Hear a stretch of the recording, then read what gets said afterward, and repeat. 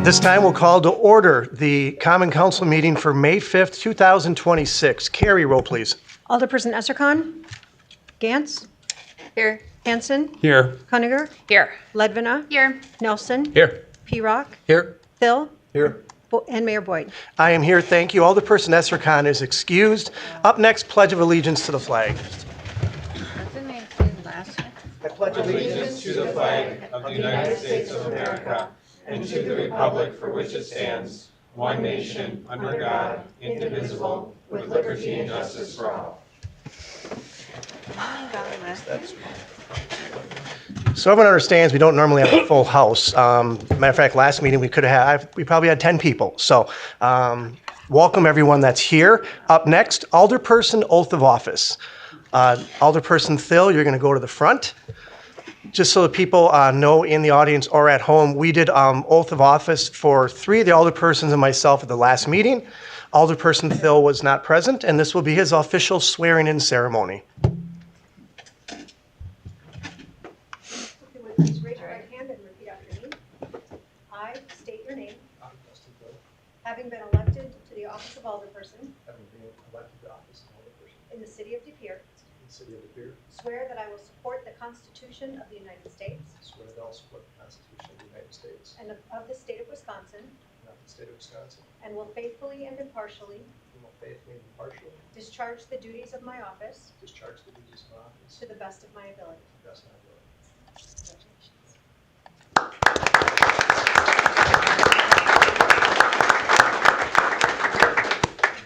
Good job. You might can adjust your chair. Good job.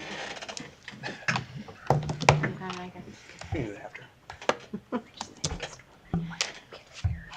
we could have brought them up too. We still do that. We can.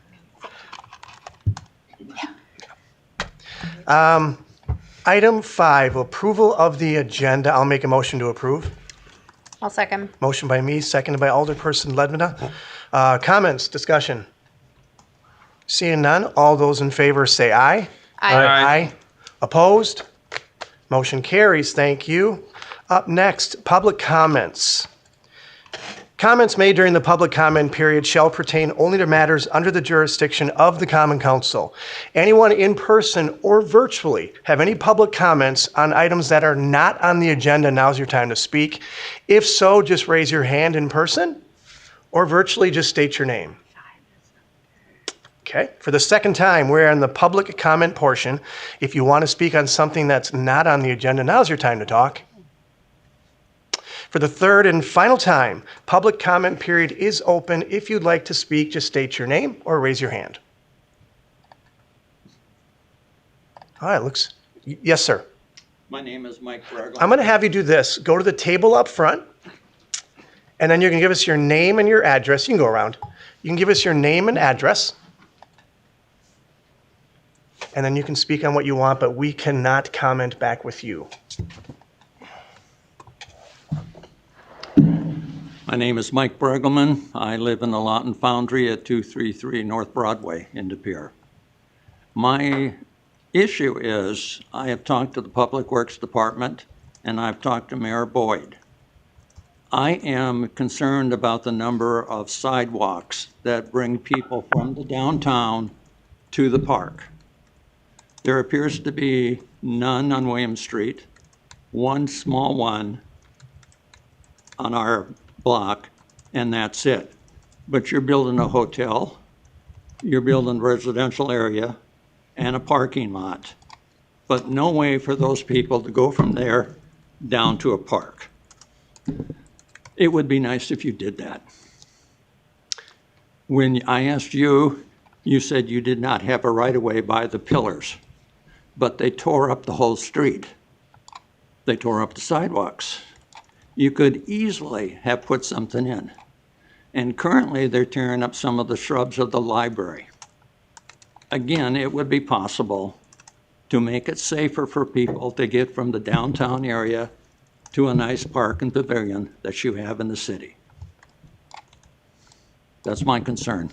Thank you very much, and thanks for sharing that. That will go, and we did take this down, to Public Works and most likely Parking and Traffic Committee, which I think it was going to go there anyways, but they meet roughly once every 2 or 3 months. Yeah, well, So you will hear from us then. I've called them twice in the 5 years I've been here. Okay. Because as you build more, like in Celebrate De Pere, you just walk on the street. But during the winter, our sidewalk is covered with snow, so you really can't get down from that area safely. Thank you. Thank you. Again, while we're open right now, any public comments on matters that are not on the agenda, now's your time to speak. Okay, that was the third and final time. Once again, thank you very much for speaking. Item 7, consent agenda. I'll make a motion to approve all the items in the consent agenda. I'll second. Motion by me, seconded by Alderperson Nelson to approve all the items in the consent agenda. Discussion, comments?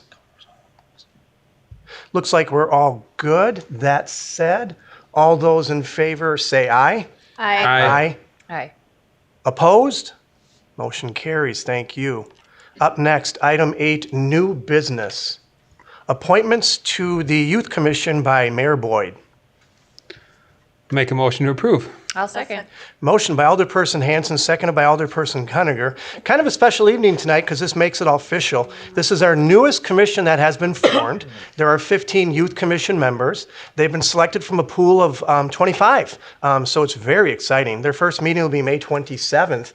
And as part of their homework assignment, they will be challenged over the course of the year to go to a board commission meeting and somehow get there. So technically, this will not count for any of you, but a number of them are here tonight. So if you stick it out for the entire meeting, it might just work. So how about we stand up, the Youth Commission members on the inaugural De Pere Youth Commission class of 2026. Everyone look around and see what we have. And how about a big applause for those taking the...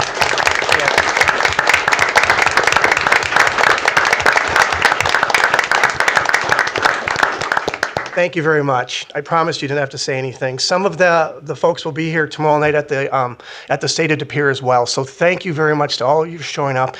And again, having the courage to apply. We interviewed all of them personally, and I'll tell you right now, this is an outstanding first class. We are very excited with the class coming in. So thank you very much, Youth Commission, and the parents and family that showed up. Thank you.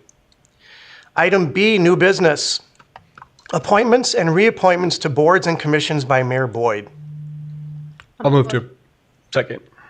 Motion by Alderperson Ledvina, seconded by Alderperson Nelson. I would like to thank for agreeing to continue to serve Board of Health Julie Massey, Room Tax Commission Pam Manley, Historic Preservation Commission Jane Schuler, and Police and Fire Commission Jamie Sellen. And we have a new committee member to the Sustainability Commission. Again, there's a number of people here. I'm not sure if he's here or not. He said he might show up, but Sam Dvorak, are you here?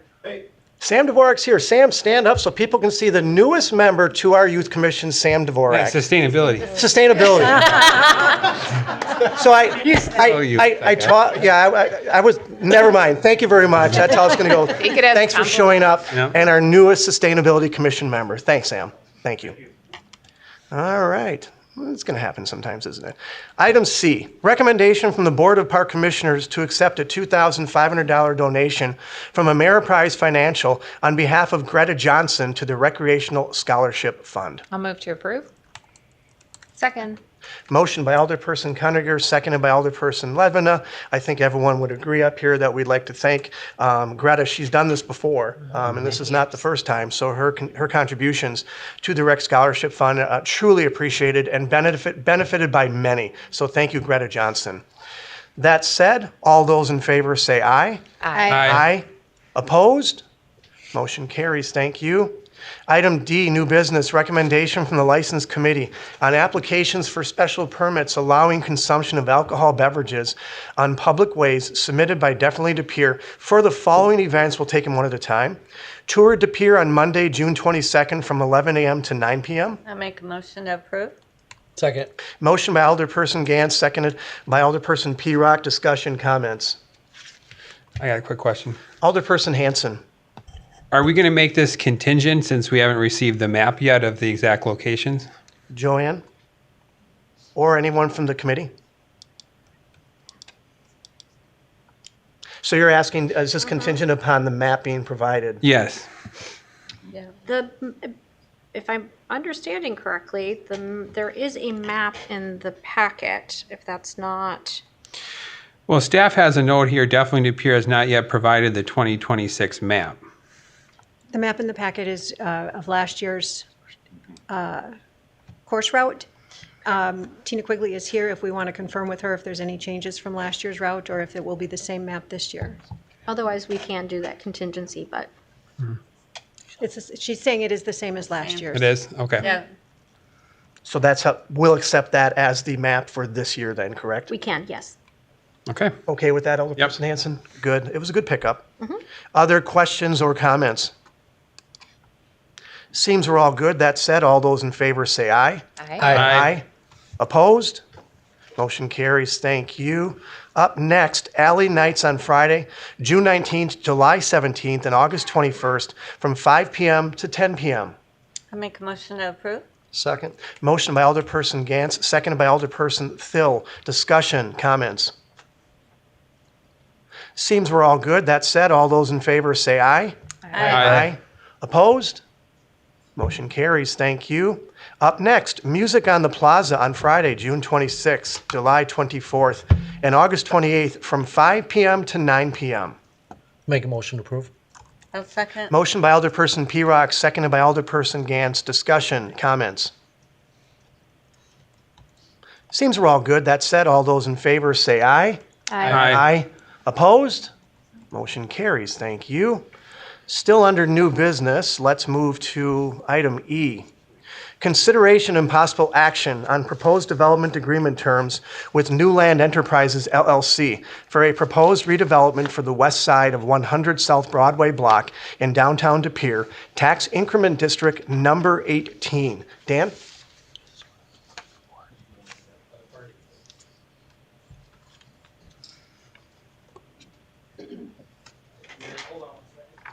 Got it?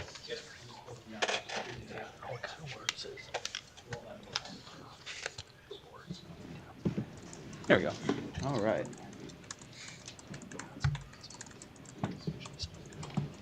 All right, thank you, Mayor. The item in front of you tonight, as you mentioned, is the terms discussion with New Land Enterprises for the 100 South block of Broadway in the downtown. This is a little bit different than our normal times that we bring a term sheet to a committee. Normally it's at the Finance and Personnel, but similar to with the Shopko redevelopment, this project is so large and so, I guess you say, community-wide that the council typically likes to see these because instead of just 4 alderpersons having the entire discussion with all 8. So that's the reason why you're seeing a terms discussion here tonight, but if recommended for approval later would be additional steps for developers agreements. But that's the reason why we're in front of the council tonight instead of the Finance and Personnel Committee. So on the screen here tonight, we're going to go through a variety of topics here, but I also want to say that it will also hear from the developer directly to talk about their proposal, and then it'll come back to me to talk a little bit about how it impacts the downtown, with some of the challenges and how we got to where we are today. So I'll do a brief overview first before I pass it off to the developer. So the item in front of you is, you see in the packet as well as on the screen, is about a 2.2 acre portion of the downtown when you encapsulate everything in that red boundary that you see on the screen. The pink parcels represent a private ownership group, and the yellow parcels represent what is currently a parcel but owned by the city of De Pere. The hatched areas would be a proposed for vacation, and I will go into that in greater detail later. But in general, you're looking at about a 2.2 to 2.4, depending on how an Alta survey shakes out. But in general, you're looking at the northwest side of the roundabout in the downtown. So I'll talk a little bit about the site challenges facing this project, as well as site challenges and development challenges nationwide. First, as a high-level kind of introductory component. So As we've talked about, downtown redevelopment is always complex and it's always changing, and the current economic climate has become a little bit more and more challenging over the past few years to get projects across the finish line. And that is not unique to De Pere. That is a nationwide challenge. Construction pricing, construction interest rates have not come down to pre-COVID levels, and as a result, we're seeing projects taking a longer time or additional incentives to come to fruition. So nearly every project over the past 10 years that is in a multifamily or business park project in the city of De Pere has seen some level of assistance through a tax incremental financing. I know that's a terminology word that I'll get to a little bit later, but just know that what's being requested tonight for assistance is not out of line with other projects. So the redevelopment process negotiations typically involve an RFP process when we own 100% of the land. In this case, we do not own 100% of the land. It is also owned by, several parcels are owned by a separate ownership group. And so as a result, a RFP cannot be issued for property that we do not own.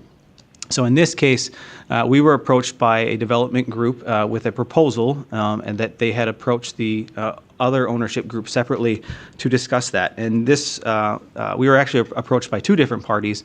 The first party of which approached us to talk about a mixed-use project, and the second party that approached us was a straight 100% residential project without any levels of retail or other components that we typically strive for in the downtown.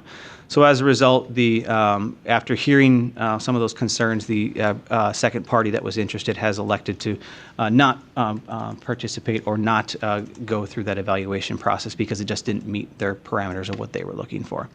So as a result, we're here tonight to hear from a proposal from New Land Enterprises to talk about the redevelopment of this waterfront property. I will say the developer has spent significant amount of time working through the site challenges, and you see some of those on the screen here tonight.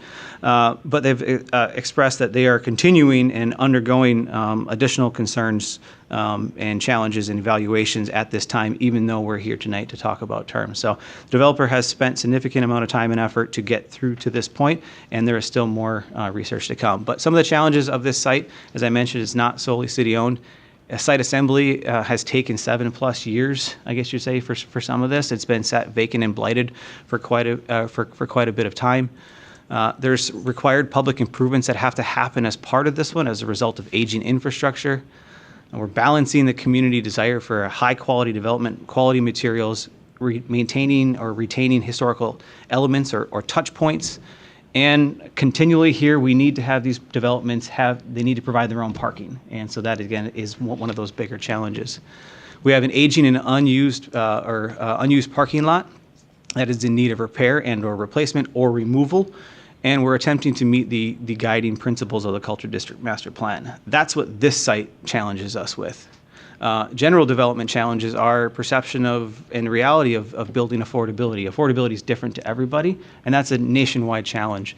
The cost of capital and borrowing, as I mentioned, is increasing. Construction pricing, $300 to $325 per square foot for recent projects in this market, outside of this market, Midwest, and that range is even bigger when you start to look at more urban projects or more brownfield-related projects.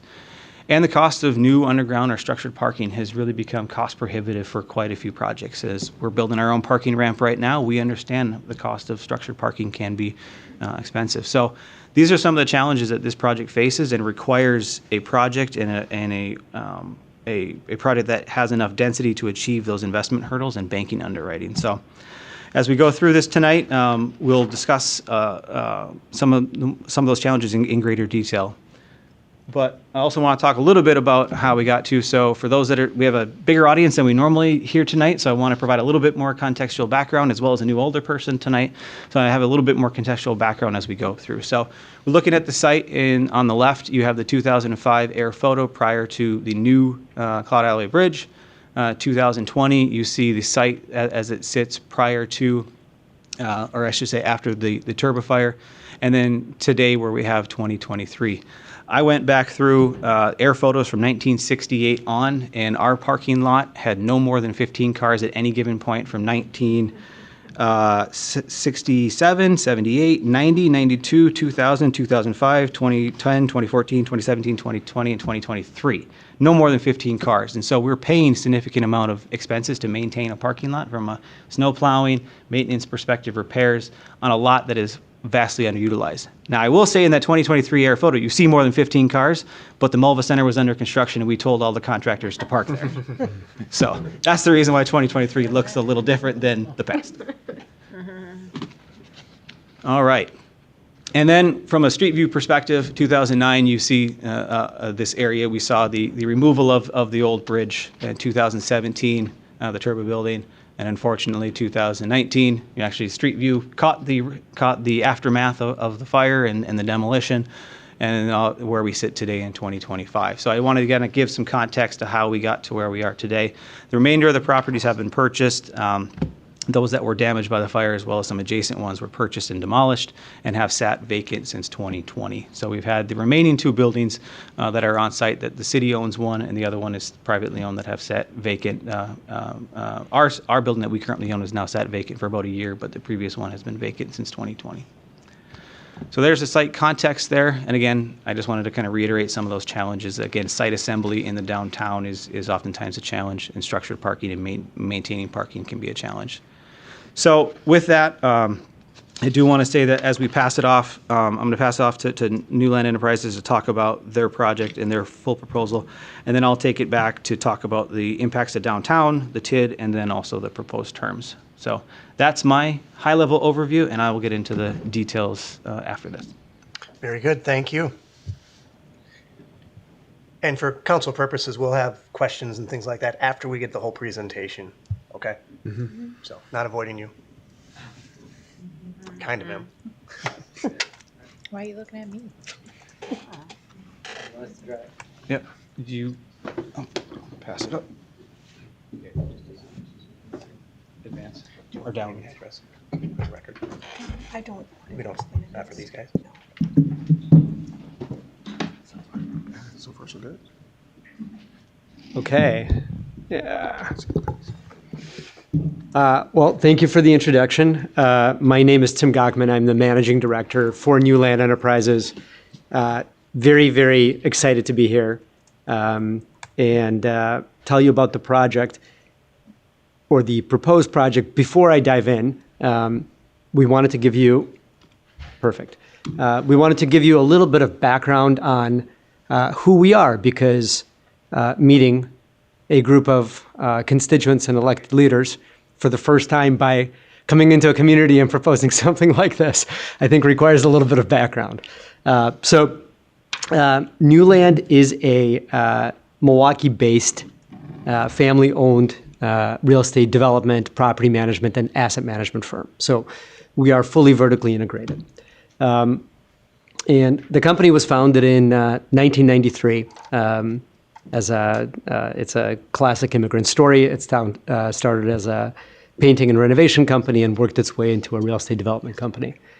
As you can see, our specialty is what's called market rate, mixed use, residential, and commercial. Mostly we focus on mixed use multifamily. The things that we've really developed a national reputation for are complex sites, complex engineering, complex capital stacks. And then, as you'll see, thinking beyond what we call the building envelope. So how does a building interact with the community? How does a building impact the community, not just what's inside the four walls? And so part of that, the two things that where we really stand out. Number one, as I mentioned, the knowledge of engineering and construction. Number two, you can see we reference our property management and asset management group. This is something we're really, really proud of, because we are what is called a build and hold developer instead of what's called a merchant developer. Merchant developers typically build buildings, stabilize them, and sell them. We typically build buildings, stabilize them, and hold them. And in order to do that, you have to run the buildings, which means we're staying in the community after we finish, and we're operating long-term. And so if after the completion of the project, someone has complaints, those complaints are coming back to the property management team that was also the development team.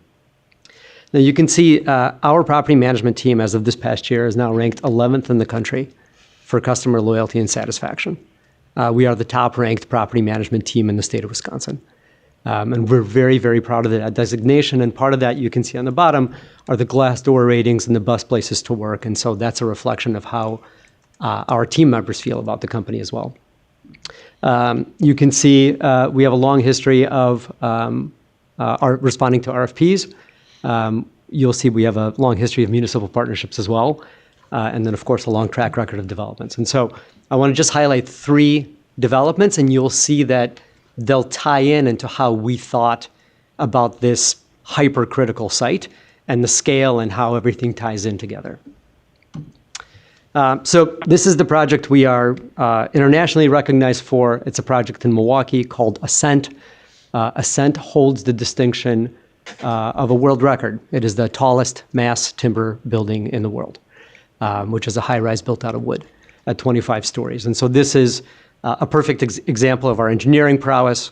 In addition to holding a world record for that structure, Ascent was also the first building in the United States to be recognized under the LEED V5 gold standard. So it's the most recent energy efficiency standard, and it holds multiple distinctions. You can see it's highly, highly amenitized. This is considered to be one of the best buildings, if not the highest quality building in the state. And then you can see some of the interior shots, and you can see kind of why with the amenities that are inside of it. A block away is a project called Nova. Now, Nova is also an interesting engineering challenge. This building is built out of light gauge steel. This project was started in 2021. So we have, Ascent, by the way, was started in 2020. So we built both projects through the pandemic. This is a 250-unit project. Again, you can see this is incredibly well amenitized. And this concept of resort-style living is something we're going to touch upon. But you can see a little bit of a pattern. Ascent is 259 units, Nova's 251 units. Getting to that 200 unit count is what enables us to do this level of amenities. And then this third project, this is a project in a neighborhood of Milwaukee called Kinetic. Kinetic is the southernmost part of the city of Milwaukee. It's where all the steel mills used to be. And so there was a lot of housing that smaller, tighter, tight sites. And this corner lot, like the two previous sites, were both surface parking lots. We always joke in the company that we have a type. We really like surface parking lots. And so what's unique about this project, number one, structurally, this is stick frame or wood frame above a concrete podium, which is going to be a similar construction type that we propose here. And this is 140 apartments on top of a 2-story concrete podium that holds a combination of parking and retail. And you're going to see this mixed-use component keep coming into play. At Nova, we have, on the corner, we have retail, but then the mid-block is townhomes. At Ascent, it's a much smaller site. On the corner, we have retail, and so there's always this mixed-use activation component throughout our developments. At Kinetic, we have 16,000 square feet of retail. It's on a primary retail corridor, so it's a very, very heavy commercial component. And then above, you can see, especially in the bottom right-hand image, you can see how the building steps back from the podium and creates this courtyard. And this courtyard is it was a really interesting experience. We thought that the apartments facing out would actually lease first and lease up. And it was the courtyard apartments that went first because it created this kind of urban park and respite that was a very pleasant surprise. Now, what's really neat about Kinetic, again, going back to the image on the bottom right, On the other side of it, so kind of where the building points, on the other side of it was this park. And this was a City of Milwaukee-owned park, which is an unusual condition. Most parks in Milwaukee are county-owned. By the way, bottom right-hand corner, you can see the original condition of the site before we developed it. So there's a closed drive-through restaurant with a gigantic surface parking lot around it. And the assembly of the site has some similarities to the assembly here. It was a privately owned parcel, a municipally owned parcel, and 3 single-family homes. So all of that had to be combined and reconfigured. But one of the things that we noticed here, Ascent and Nova were both on a busy corridor called Van Buren Street in Milwaukee, which we actually, with the City of Milwaukee, reconfigured and slowed the traffic down and introduced a 2-way bicycle track. But here with Zillman Park, we had a really interesting condition where the park was not really being used as a park. It was really a lawn, and nobody was there. I wish we had done the same image sequencing through the years so that we could see over the years how nobody was using it. And so we came to the City of Milwaukee and we said, well, what if we join our building with this park and connect it via a plaza in between? And so this is what ultimately happened. In the middle of the screen, you can see the development is now built. So there's our horseshoe-shaped building. And then immediately to the south of us, you can kind of see those rectangular paving strips. That was a street that used to bifurcate the entire site and separate the building from the park. We rerouted the street. We created a pedestrian plaza. The plaza is heated underneath with the building's HVAC system. So we have a water-driven heating system. We added glycol, and we heated the plaza so there's never any snow, which is best for pets. And then we don't have salt. And then you can see how the park was really transformed into a plaza. And the net effect of this transformation is that this neighborhood, just that block, saw a net absorption of 20,000 square feet of retail, which is a significant amount. And then that is one of our highest occupied buildings now. And so that's kind of the history of what we like to do. This project, I think many people in the community are familiar with. This is how we got this is how we got here, effectively. We were approached by the City of Green Bay, and they were looking for a catalytic project downtown. And so it was the similar kind of set of principles. How do we create a catalytic project that activates not just with housing, but also with retail and mixed use? And so in this design, this is a 269 apartment building. We are delivering in July, ahead of schedule, and slightly under budget. And you can see the corner has a very strong retail element. There's 5,000 square feet of retail. We already have an LOI signed for that. And then you can see, again, it's heavily, heavily amenitized, which brings a unique level of amenities to the area. And that's the draw. Some additional renderings of what it'll look like, but you can see the finish levels and, again, the amenitization that goes into these projects. And going back to that concept of not just building the building, but also having the property management team, it's that concept of customer service is twofold. Number one, it's the basics of day-to-day, getting back to people's work orders. But the other component is understanding what the dynamic of a building like this is and who it serves. And Joey will touch on this as he presents the project, but a lot of times we see people coming in from outside the community. They're new. And what has happened post-COVID is that the workplace has stopped being as much of a factor in how people form bonds. The happy hour, the collegial thing, like that's kind of been deteriorated. And what we have noticed now is that people, especially when they're new to the community, look much more so to that building as a way to form bonds with others. And so part of what we're doing on a regular basis is programming.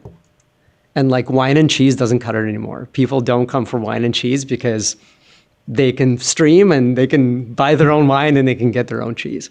And so it really takes an elevated level of creativity to bring that community together.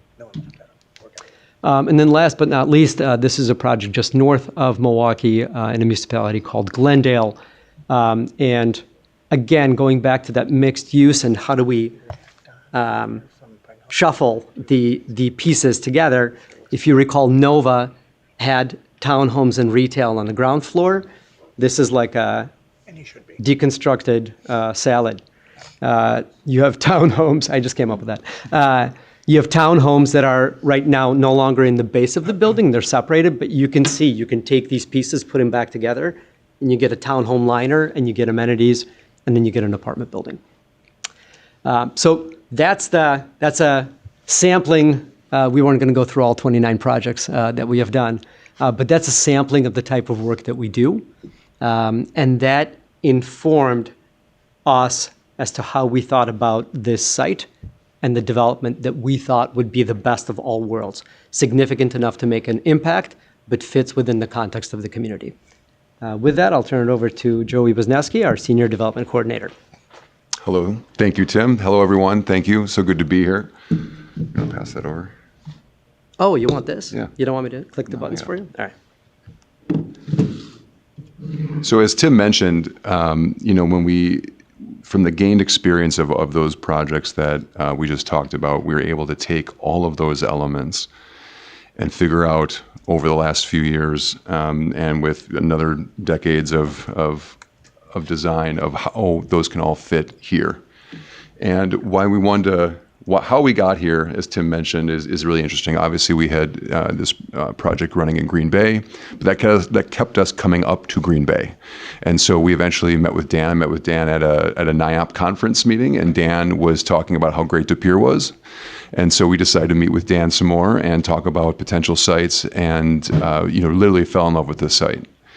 This is obviously an excellent site, but it has so many different things that no other sites are really going to have. Not only is it on this main intersection, it's on a main commercial corridor, it's along the water, in a very strong community. So just looking at the existing conditions of the site, it's zoned for downtown mixed use. Also Dan, I want to make sure I support this. This is the second time I met Dan, he gave me this and we studied it and looked at it. So we want to make sure that we had a really good idea of what exactly the community was looking for and want to make sure that we could deliver on that. So not only do we meet some of the zoning, but we also took into account everything within the cultural district plan.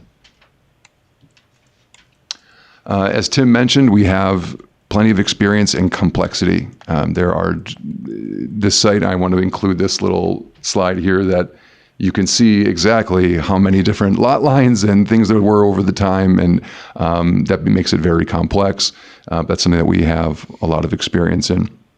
But as we came down through Broadway, like we have so many times and coming to visit here, there's so much activity. There's so much vibrancy happening, and then there's this gap. And so we wanted to make sure that we were addressing that as we thought about the site.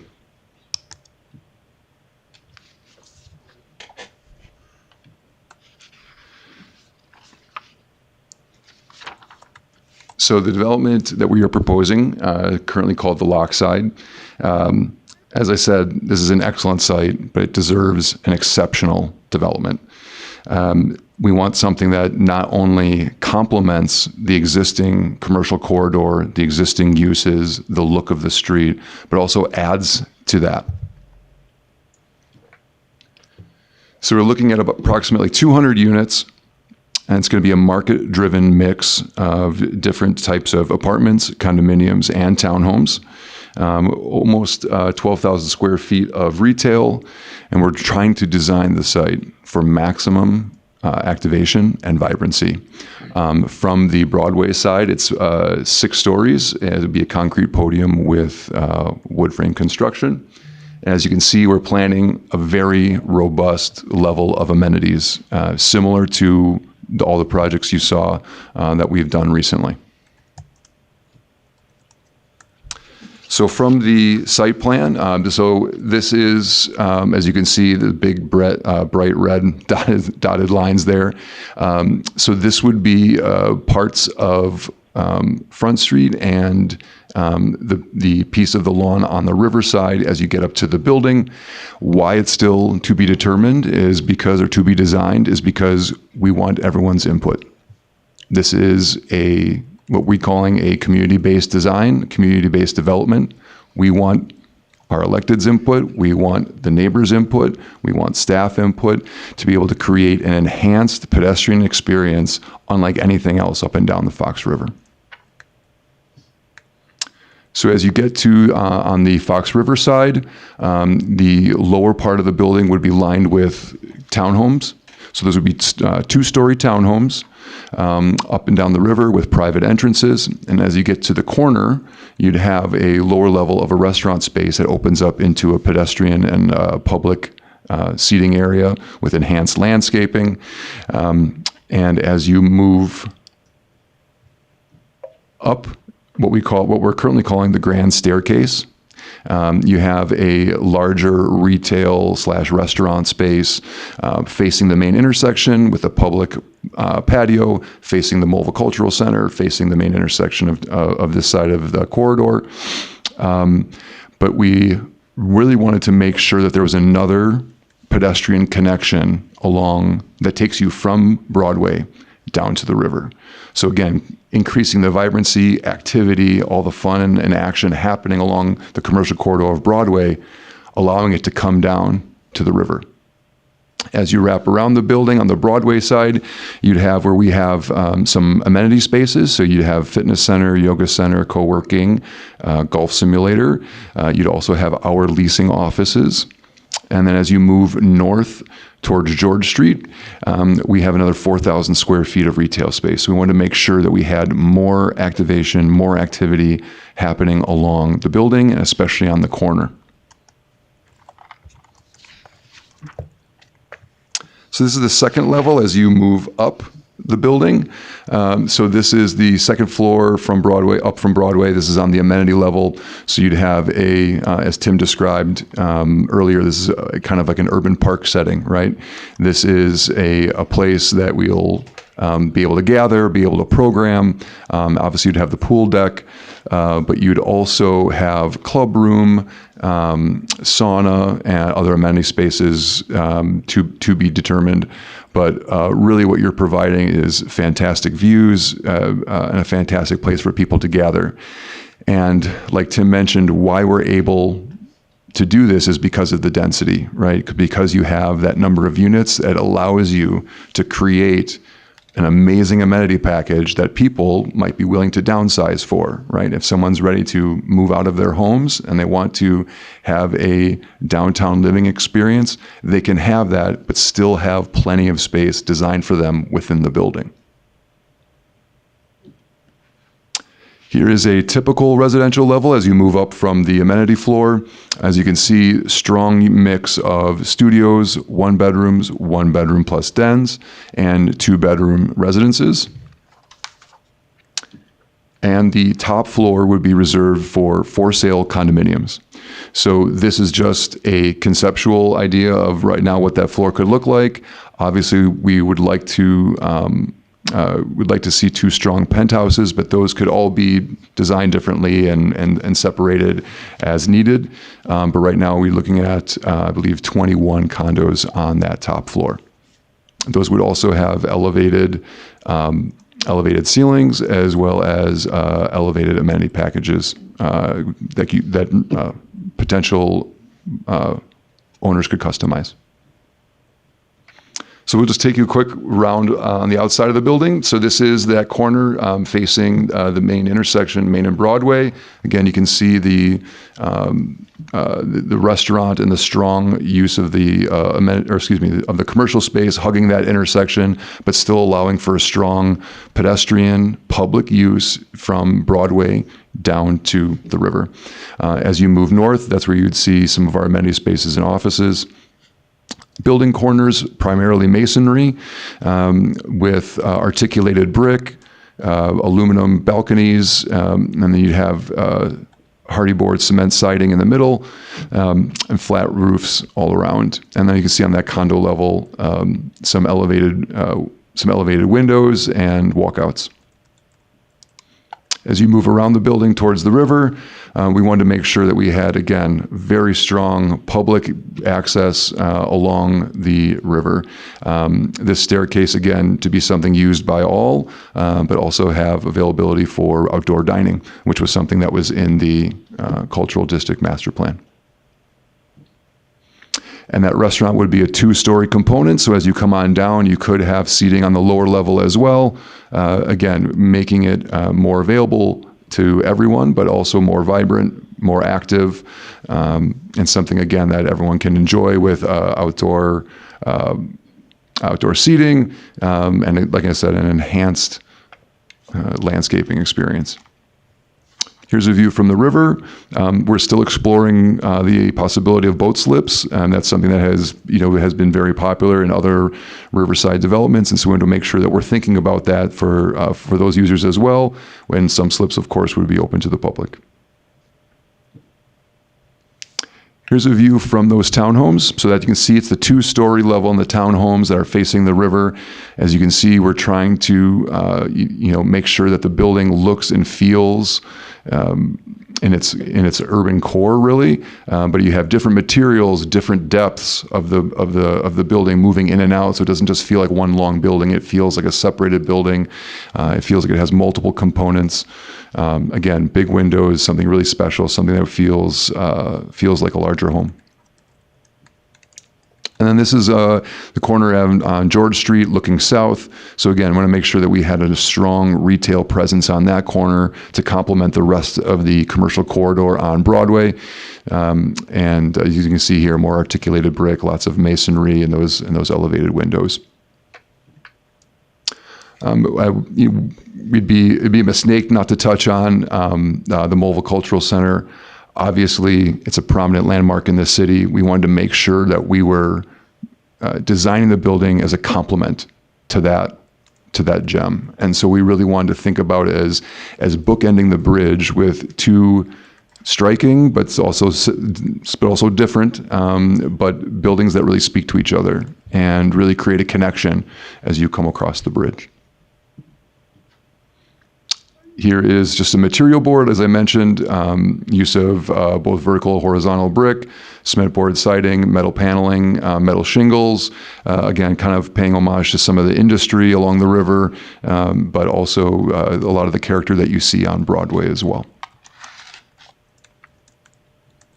With that, we'd be happy to take or Dan's going to take it over, and we'd be happy to answer any questions when appropriate. Yeah, we'll probably kick back to Dan right now, and then we can take questions from there, and some of the public may want to comment as well. Dan, thank you very much. Tim, Joey.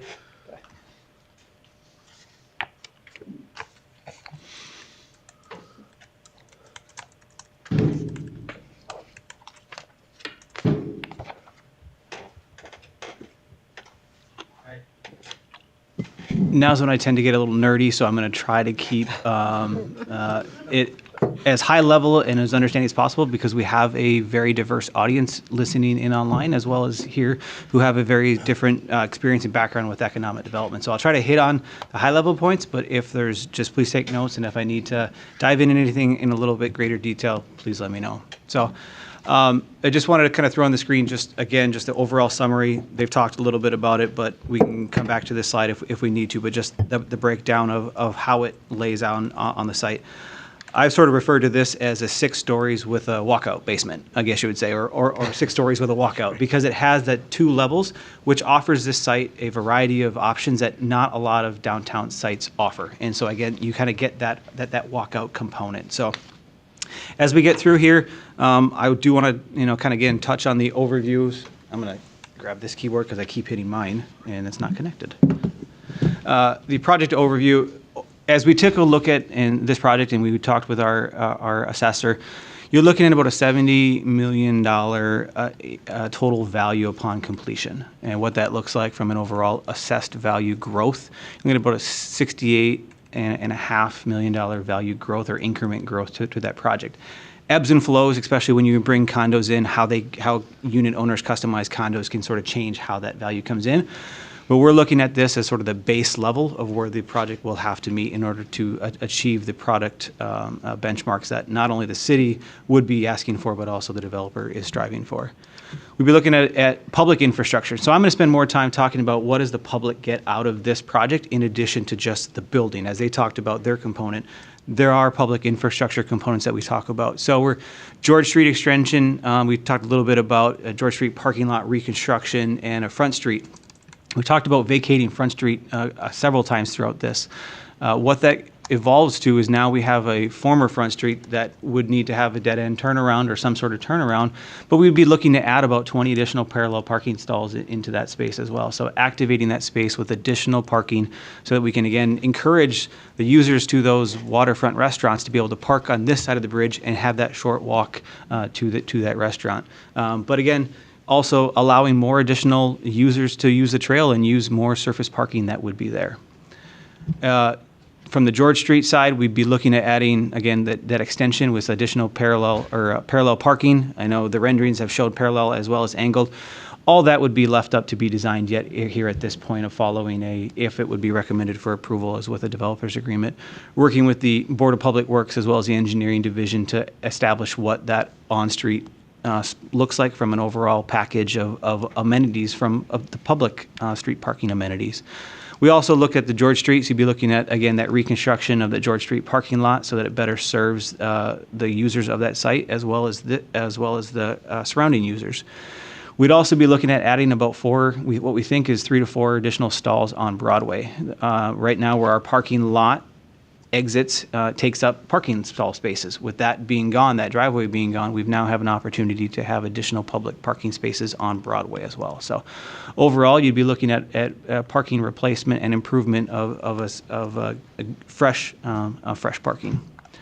We'd be looking at a public art component. So one of the things that Newland mentioned a few times is they also look at the site around it. And so there'd be a public art component that would be brought into this. And so you'll see it in the terms, but a 0.25% of the total project cost would be geared towards public art in and around the site. And so again, adding that value to the community. And then we've seen this rendering a few times, but a publicly accessible pedestrian-focused plaza with amenities would be privately owned, but with a permanent access easement over top of it for the public. So as you can tell, that space really lends itself to the going into the building and the space coming out of the building. If that were to be privately owned and publicly owned space, you have to really struggle to kind of get those two factions to work together. So by doing so, you can add value to the tax increment district by having it be privately owned with the public access over top of it, as well as they can continue to maintain it and ensure the entire site meets their standards as well as city standards for cleanliness and accessibility. And then what I'll talk about here today is there is a project cost that will come with it from a tax incremental financing perspective, and I'll get into the nitty-gritty details here shortly. But an upfront project cost reimbursement as well as pay-go or annual incentive. So the impact to downtown, over the past couple days since it went out in the packet, we've seen questions come in from the alderpersons as well as questions come in from the general public. And so I did want to touch on a couple of those points. And if there is any more questions that have come up, please feel free to either stop me or wait till the end. We're looking to anticipate, if you take a look at where the value numbers are, 250 to 320 new long-term residents to the downtown. What that comes in at, it all depends on who resides in those units. And so there is a unit breakdown later, but it is conceptual at this time. Will we be removing the 110 stall parking lot that we've talked about that is underutilized, and also those George Street extensions? The Front Street vacation, we did a week-long traffic count to understand where we are with traffic counts in the spring. And Front Street sees about 315 cars a day. From a downtown street perspective, that's not a lot. And so the vacation of Front Street, while it is removing a connection to our downtown, offers an opportunity to potentially add way more pedestrians than we are losing in vehicular traffic, and we're still making that connection with the George Street extension. So that's how that comes in play. Now, in their site plan process, they will have to do a traffic study or a traffic impact analysis, or TIA. That is required for any time there's a project that has over 200 parking stalls, and this one would have over that 200 parking stalls. And so the developer is aware of that. They're in the preliminary stages of that, and if recommended for approval, they will continue down that path.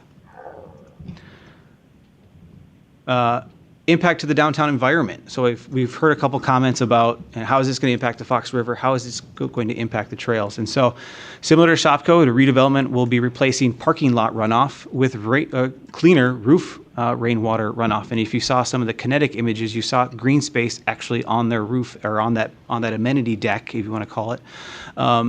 But right now, the parking lot is a surface parking lot built in the 1960s and 70s that goes to a catch basin that goes straight to the Fox River untreated. And so we're actually requiring and actually going to be having a cleaner runoff to the Fox River with this redevelopment.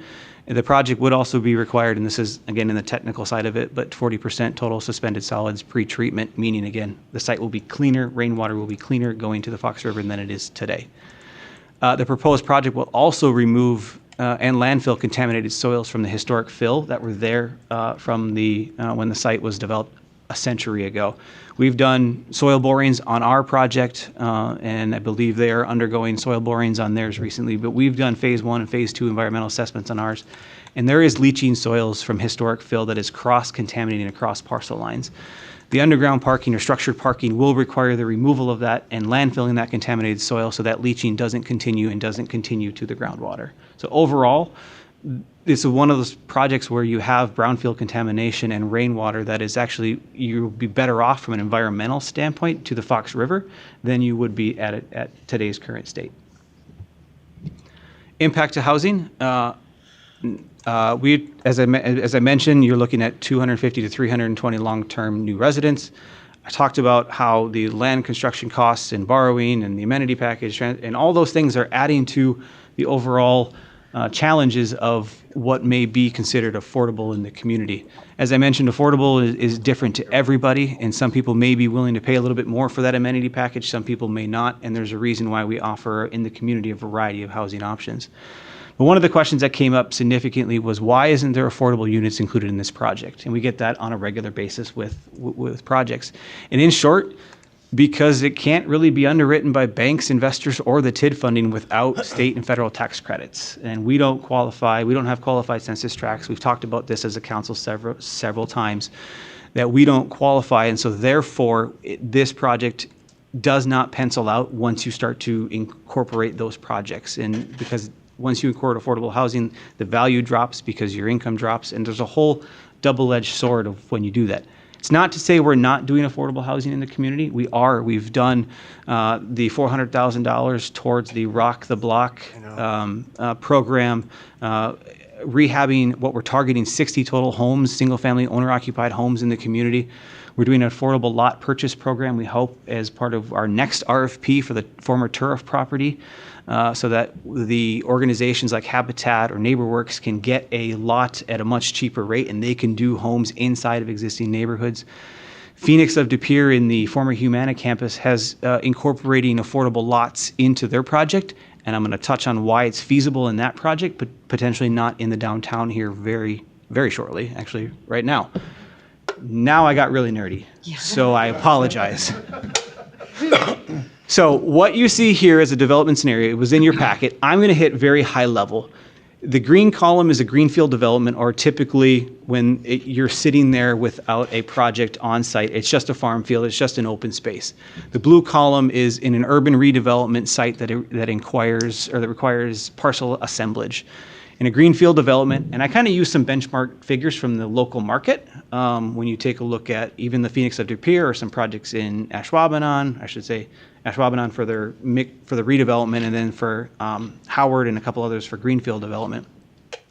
I'm not going to go through all of that, but what it comes down to is you have higher development costs in the downtown because of brownfields, because of building demolition, site assembly, relocations, utility relocations, reconstructions. You have that, which adds and increases the cost. And so in this scenario, there's 2 example scenarios here with 100 units in each building, with at a total cost about $200 per unit, $200 per square foot per unit on one of them, and about $320 to $350 on the other one. But overall, on a total unit cost, because of how things kind of pencil out, you're at about $200,000 per unit total in a greenfield, and about $327,000 in an urban redevelopment. So as I talked about, We broke it down with 60 units of 1 bedroom, 40 units of 2 bedrooms. All of that works its way down to having a higher value in the downtown because you have slightly higher rents. You also have slightly higher expenses because your taxes could be a little higher. You have potential more structured parking, maintenance costs, and a variety of other things that kind of increase that expense. But if you look here, the gap overall on this project, on this sample project, on a greenfield market rate, 100 units is about $3.6 million. In the downtown example, it's about $5.7 million. You now double that to 200, you're at $11.4 million. We're pretty close to the gap that New Land is actually showing in a $12 million gap project. So even taking this example scenarios with projects from out the region and extrapolating them out, we're very close, almost identically to what 200 unit cost would be. So we have that gap. Now you start to add affordability into the mix. And we took in these two scenarios, we added 20 units of affordable that meet the WIDA's 60% reservations for those making 60% of the county median income. You now have rents that are capped based off of what WIDA tells you they can be, and I've put those in here. But you're showing a net revenue loss of $350,000 over an investment period in one side and $420,000 in another. So you have a new net operating income because you have lost revenue, it's capped. And usually how that's made up is through tax credits. And so you have that opportunity to make that up. So when you have that loan, the values now come down, your loan ability has now come down because the banks will only lend to a certain price threshold. Your equity is roughly the same because you're bringing in your equity towards that project, but the gap has now increased. And so in this scenario, by adding 200 units of multifamily over a 10-year investment period, you now have a gap that went from just over $3 million to about a $6.6 million gap in a greenfield, and a 5.7 to a $10.5 million gap because you're having to make up all of that cost because the banks will not underwrite it. Investors will not go after a project for affordability straight out of the goodness of their heart. They just won't do it. And so a project would sit. So I did all that math and all that nerdiness just to show you we're trying in these redevelopment projects, but when you have costs of structured parking and everything else, it makes it a very big challenge to do that. So that is me being nerdy. So, all right, and then Can you repeat that? We love your nerdiness, Dan. and then also I wanted to touch on is we talked about the Cultural District Master Plan. That was a master plan that was done in 18 and 19 with the goals of incorporating redevelopment efforts in the downtown. Some of the elements that this project achieves, now it will not achieve everything in that plan, but I'll talk about why, is attracting more residents and visitors to the downtown, promoting the economic growth, leveraging additional public and cultural art opportunities and amenities, and really focusing in on increasing the livability and the transparency and everything else that makes downtown a fun downtown to be in. And so you see all those things that this plan is and this proposal is attempting to do. And it also has a interesting element in there that the owners must have a greater than or equal to TIF package that what they're willing to put in an incentive. So equity matches the incentive. In the examples that were in the Cultural District Master Plan, it was always a 50-50 mix. The proposal here now is the developer is putting more equity into the project than they're requesting from the city. So in this case, it's even it's a smaller proportion than what those example scenarios were. But where it's not meeting, I guess you would say, the elements of the Cultural District Master Plan is trying to achieve the historic character or similar scale and articulation. So in the example scenarios you saw in that Cultural District Master Plan were 2 and 3 stories. When I went back through and I did the analysis and I ran, again, scenarios just like you saw previously, I ran scenarios for the Cultural District Master Plan in greater detail. They were having 1% rates of return, and no bank is going to underwrite that. So while the plan attempted to achieve that community vision may not have been achievable even from day one. Now you add 30 to 40% construction price increases since 2019 and inflation rates or I should say inflated interest rates. You're looking at a developer who would be putting in $10 million towards the project would have greater rates of return in those scenarios by putting them into a 10-year standard CD with far less risk. So therefore, the Cultural District Master Plan, great elements into it, but some of the massing probably isn't achievable in today's economy. All right, so how do we evaluate a proposed project? We do an in-depth analysis. We do a capital stack review to determine how they're stacked. Are they leveraging as much private investment as they can? And are they minimizing the amount of public assistance required for the project? We evaluate 3 levels of return. We evaluate return on equity, return on cost or cost yield, and internal rate of return over a 10-year stabilized investment period with an assumed sale. Now, the developer group has said that that's not what they are looking at doing, but we still evaluate that because we make that assumption so that we have a benchmark at a certain point in time. We evaluate all that, and then we do what's known as a stress test, where we take all of the requested incentives away to see if the project is feasible without that. We ran that stress test.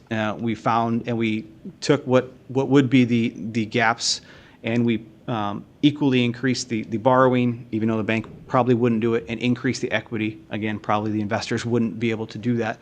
But doing so made the project infeasible and had rates of return that were still higher than the Cultural District Master Plan, but barely.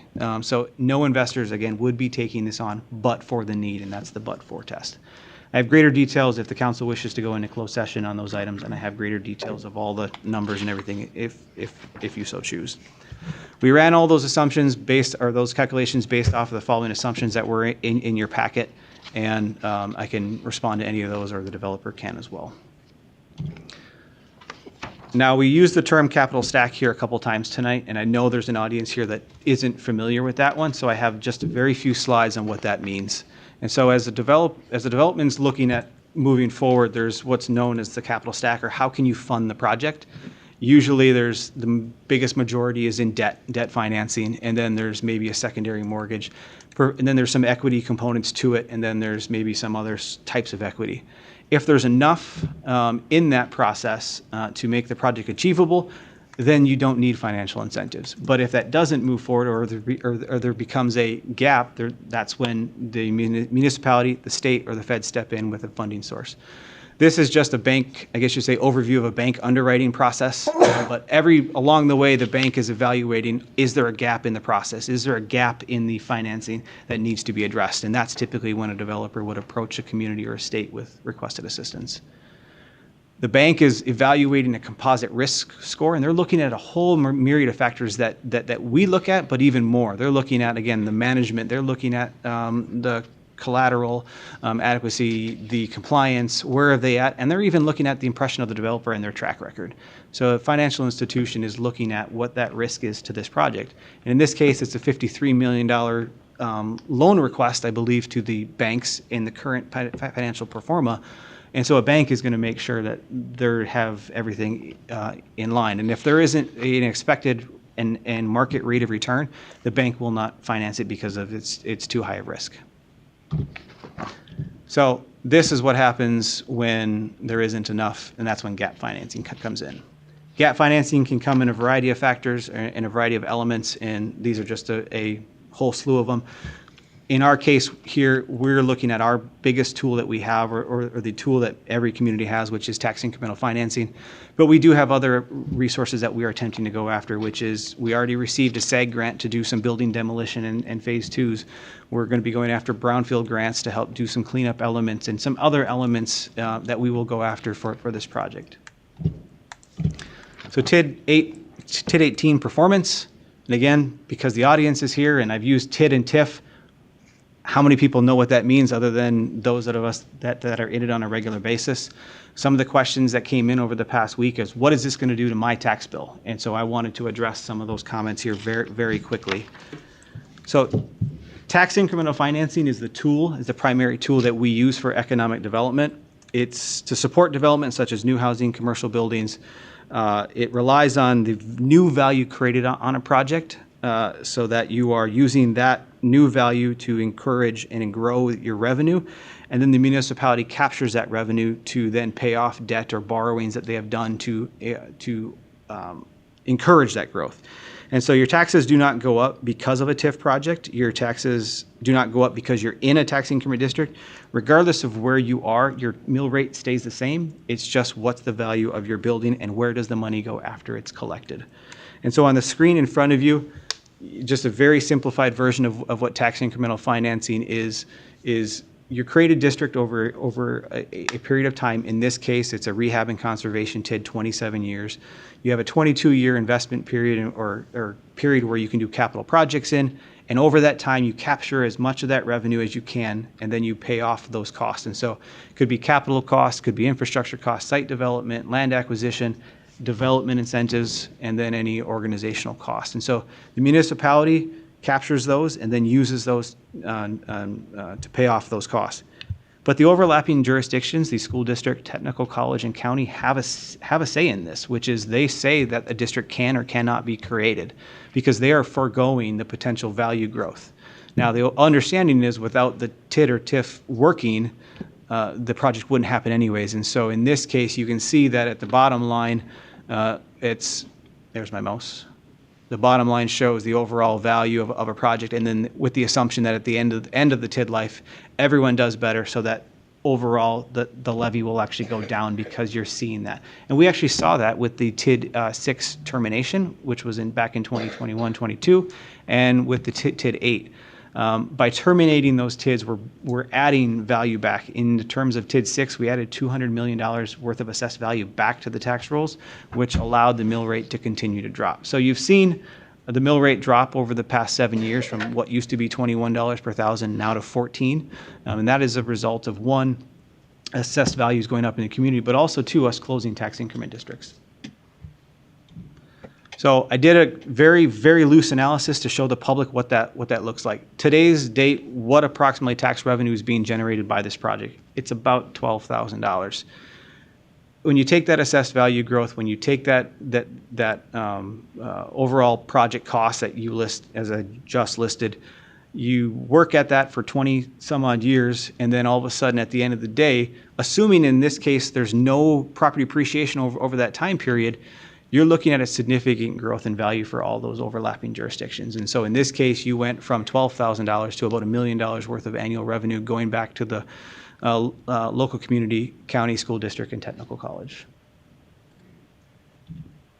So the TID performance, again, I just gave you that brief example, but in short, what's being requested here today is two types of incentives: upfront reimbursement grants, I guess you would call them, in 3 different phases, and I'll touch on them, and then also a annual pay-go at a percentage note. And overall, again, a lot of numbers, but know that based off of what's being proposed here, in the conservative, in the fact that there's no property appreciation being accounted for here, and the mill rates being held stable, we're showing a positive cash flow at the end of the life of the TID to a tune of about $3 million worth of available increment to do other projects with. Assuming there's 27 years of market growth, there's potential that there could be more at the end of the life of the TID. Maybe not in the first few years, but as the life of the TID happens, there could be more captured over time. So just some very brief touch points. This is about it would be about a 20-month construction cycle as proposed by the developer. It would become online with full value January 1 of 2029 for that first full tax payment payable in 2030. Now, that puts us well within the early life of the tax increment district, but we've accounted for that throughout this project.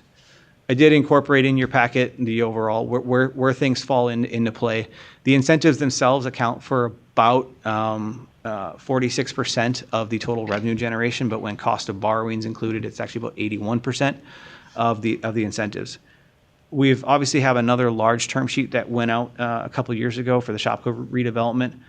No project is the same, so you can't really compare apples to apples, but understand that the overall ask here is not too far out of line from an overall value growth standpoint to value request standpoint. So I just want to kind of put everybody out there. This project has higher construction costs when it comes to site acquisition and structured parking. That site had far more demolition costs to remove the Shopko.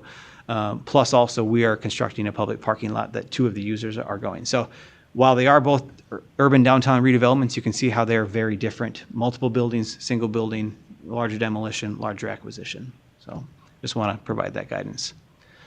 In the packet identifies all of the proposed terms that staff has worked through with the developer group.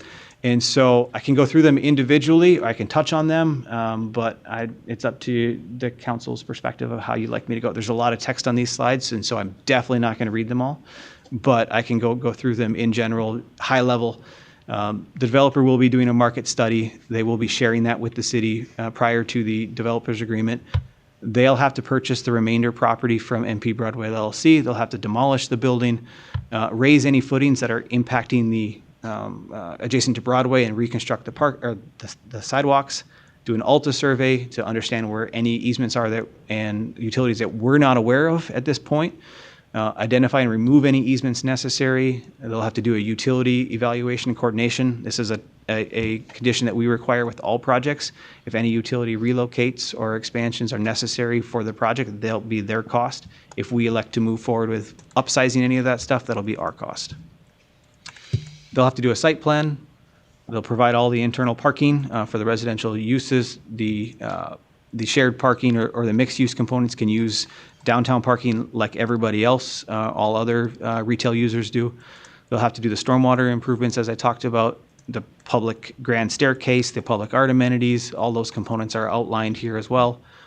And then assessed values and the developer obligations have been identified as well. Our obligations as a city would be to raise our remaining building, the 126 South Broadway, grant them access prior to closing to do additional testing, conduct in good faith effort to provide as much environmental information as we have to them, which we've already done, vacate the Front Street right-of-way following a variety of steps and evaluation that ALTA survey, and then work with and to transfer for those properties. We'll work with any easements that we need to be terminated or relocated. We will do our public improvements. So we do all public improvements on every project. So that would be George Street infrastructure extension, George Street, Broadway, and street parking, as well as Front Street parking. We'll continue to work towards idle site grants and any other grants to help reduce the burden to the tax increment district. Work through utility coordinations and waive any fees for utility coordinations, not anticipated to be a large number, but in case that would be there. Grand staircase utility coordination. The reason why the building doesn't go all the way to Main Avenue or the Claude Alley Bridge is there is a new water interceptor line that sits inside of underneath that grand staircase, and so work with New Water to ensure that their needs are being met through an easement. And then the incentives, and this is where the TID comes in play. It's being structured as a project cost reimbursement grant, broken out a couple different ways. And so as projects become more and more challenging to finance, smaller projects, we wait until the certificate of occupancy. But with large projects like this, financial institutions are now requesting a little bit more skin in the game earlier from the municipality. And so the first disbursement of the grant would be about 30% of the grant would be at footings, foundations, and all the concrete work for the structured parking. Second disbursement would be enclosure of the building or dry-in of the building with a permanent roof or finished roof. And then the final enclosure or final disbursement would be at full certificate of occupancy and site completion, with the understanding that the development group will be responsible for the interest on those first two disbursements, subtracted out of the third disbursement. So again, it's a partnership to try to help bridge that gap. And then we'll also do a personal guarantee as part of that one. So they will be doing a personal guarantee. And then the annual pay-go obligation, which would be a structured amortization schedule of $3.58 million over time. But what that equates to is about a little over $300,000 annually back to the developer. Again, all of those incentives are tied back to their project. So the money they're paying into the project are paying those incentives. No tax, no general tax revenue. If you move forward tonight with a proposal to move to a development agreement, I put some target dates on there. Again, everything is subject to change, but just give you guys some overview of how many other steps could be involved in this process, which would be development agreement back to Common Council, neighborhood information meeting if necessary to get some input on that plaza design, street vacations, design exceptions, grant submittals later this year as well, and then Board of Public Works and Engineering will work towards the designs with the intent to complete infrastructure projects very similar to their timeline of completion, so we don't build new infrastructure and have heavy equipment drive over top of it. So I'd like to open up infrastructure at the same time. And I'm done. Don't you just feel smart every time he talks? Just a little bit. Again, very necessary information, very well done by both. So what we'll probably do right now, obviously it's a very important project, we'll open up to council for any questions you may have. I know some in the public may want to jump in as well. We have one person signed up, and we'll definitely entertain them as well too. I thought we'd have the council speak first, which might answer some questions. So, questions you might have, either of the developer, Dan or Quason, anybody. I'm sorry? Did you have Alderperson Nelson? Yeah, Dan, I thought I heard you say earlier that a quarter of the budget or a quarter of the total assessed is dedicated to public art, but it's quarter percent. Quarter percent. I saw that later and I just wanted to clarify. About $170,000. What's that? $170,000 towards public art. Okay, so that's a quarter percent. And then is there any ongoing commitment to maintain that, or is that just the... If it would be in the public plaza space area, that's part of what we'll talk about with the design is. That's where a lot of that public art will probably fall. There may be some on Broadway, there may be some in the plaza spaces. It's going to be part of those discussions is when it comes to those designs and easements and maintenance easements. Okay, sounds good, thanks. Can I just clarify one thing? We talk about Front Street being vacated. It's not the entire Front Street. Can you just kind of just show us that it's not the whole thing? Because there might be some confusion. I got to figure out. Oh, you're gonna make me go all the way. I am, and that's why I picked that question. So. All right. So the area to be talked about here is the hatched area. So Front Street would, in essence, terminate at its current location, but it would actually wrap to the east and go up the hill as it hits Broadway. And here, the vacation would also include what is known as, this used to be the parking lot that was north of Hardee's. And so that's sitting, it's been a green space since the bridge went in because that parking lot was removed. So it would be vacation of that as well with the new water easement to be placed underneath. And south of the bridge, South of it, too. the Front Street will still be open as well too. It'll be open. We'll determine if With additional parking. Yeah, we'll determine, figure out, does that mean it's, does the Front Street actually keep it as a parking, or does we go all the way back to the stoplight and just have that be a park space then at that point? So we'll just work those things out, but I just want some clarification so everyone understands here and elsewhere that it's not the entire Front Street itself, so thank you. Other questions, comments anyone has? Alderperson Ledvina. I have some concerns with the public space behind the building, relinquishing control of that to the developer. The easement, can you explain what we get with that easement? Are we able to activate the space for public events, special events? How will that work? Yeah, the group has expressed that they're all in favor of programming. And I think with Definitely De Pere seeing a new space to potentially be part of that one, they would love to see that. They've talked also about activating the space underneath the bridge. So they're willing to partake in those discussions about activation.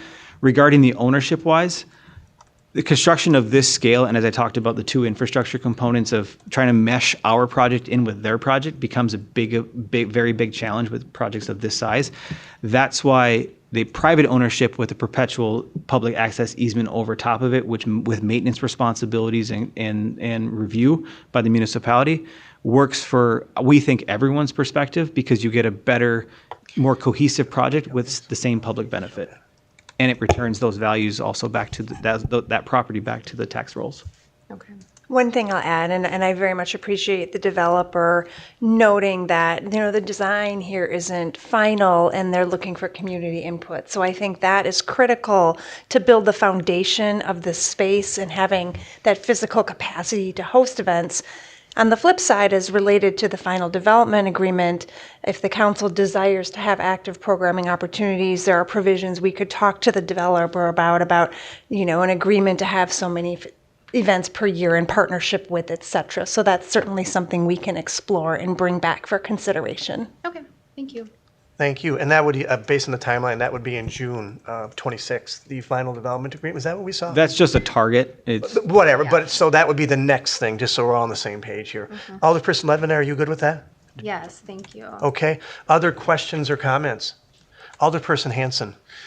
Yeah, Dan, I had I received some questions from constituents about the timeline for repaying the city's $12 million financial assistance. So do we have estimates of how much additional tax revenue is going to be generated every year due to this development and the higher assessed value? And then what the timeline would look like in terms of recouping the $12 million? Well, we're intention, when we're into downtown redevelopment, our intention is to keep that TID open until it is statutorily required to close, because urban redevelopments are hard. So we're oftentimes leveraging, where business parks TIDs, we can sometimes close sooner. And so in this case, we've met with our financial advisor and proposed the structural borrowings to be the life of the district. We'll have about 25 years of life left of this TID. And so the borrowings will be about a 20-year borrowings, and the municipal revenue obligations are about a 23 municipal year revenue obligation. So we will pay them back. But in order for us to cash flow it on an annual basis, it structures out to that level. Okay. And then as the TID closes, as I mentioned, we'll be adding about $1 million worth to all the overlapping jurisdictions, but you saw what our proportionate share could be at that. Then the developer equity, just over 18%, is that pretty in line with some other recent developments that we've had? Yeah, when we've looked at, we saw one at Finance and Personnel last month. We've seen a couple other projects come in that is roughly in line with what we've seen. So, and again, they're in a higher position than we are from an overall city incentive perspective. So yeah, it's not out of line one way or the other. And then we've had discussions last year on Plan Commission about the building materials and trying to encourage more masonry in the downtown, and the zoning code does have some requirements about minimum amounts of masonry and not just relying so much on metal facade. So I assume just based on these renderings, it should be well above our requirements. Yeah, there's certain things that we may have to look at, like the balcony placements. That's one thing that 550 William Street had requested, for the balconies to be not integrated, but to be added to the surface. That's something that they will likely have to make a request to. Until we do a full site plan review, we won't have a true understanding of what other elements may go to the Plan Commission. But from a material standpoint wise, it has a significant amount of the brick, natural stone, and other materials. And there's other architectural elements that if you saw in the renderings on the Broadway Street side, on the first floor, you start to see some of those building articulations that we have asked for in the code, as well as the entire second through sixth floor is stepped back from the street, which has been asked for in the comprehensive plan or in the zoning code, as well as the cultural district master plan.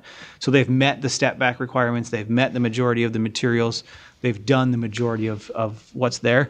Until we do a review, we won't be able to comment on fully. And then last question, you talk in the memo about how increasing housing in general can have downstream effects.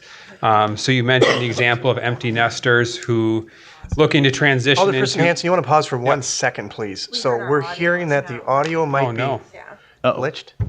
And I'm getting gray right here, so but all mics are on. Jamie, if you want to come on out or make a comment on that.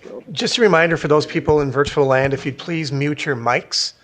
So we kind of are picking some stuff up. So if you're out there and your mic is not muted, please do that. It's us now. Kind of hearing that right now, so. Is that us? It's Joe. We can manually mute, can't we? Waiting. Okay, we're still picking somebody up, and I'm not sure.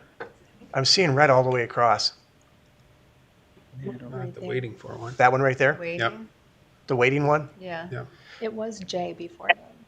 Yeah, and if we don't get this cleared up, we're just gonna have to probably disengage that person and have them come back in. That's waiting for.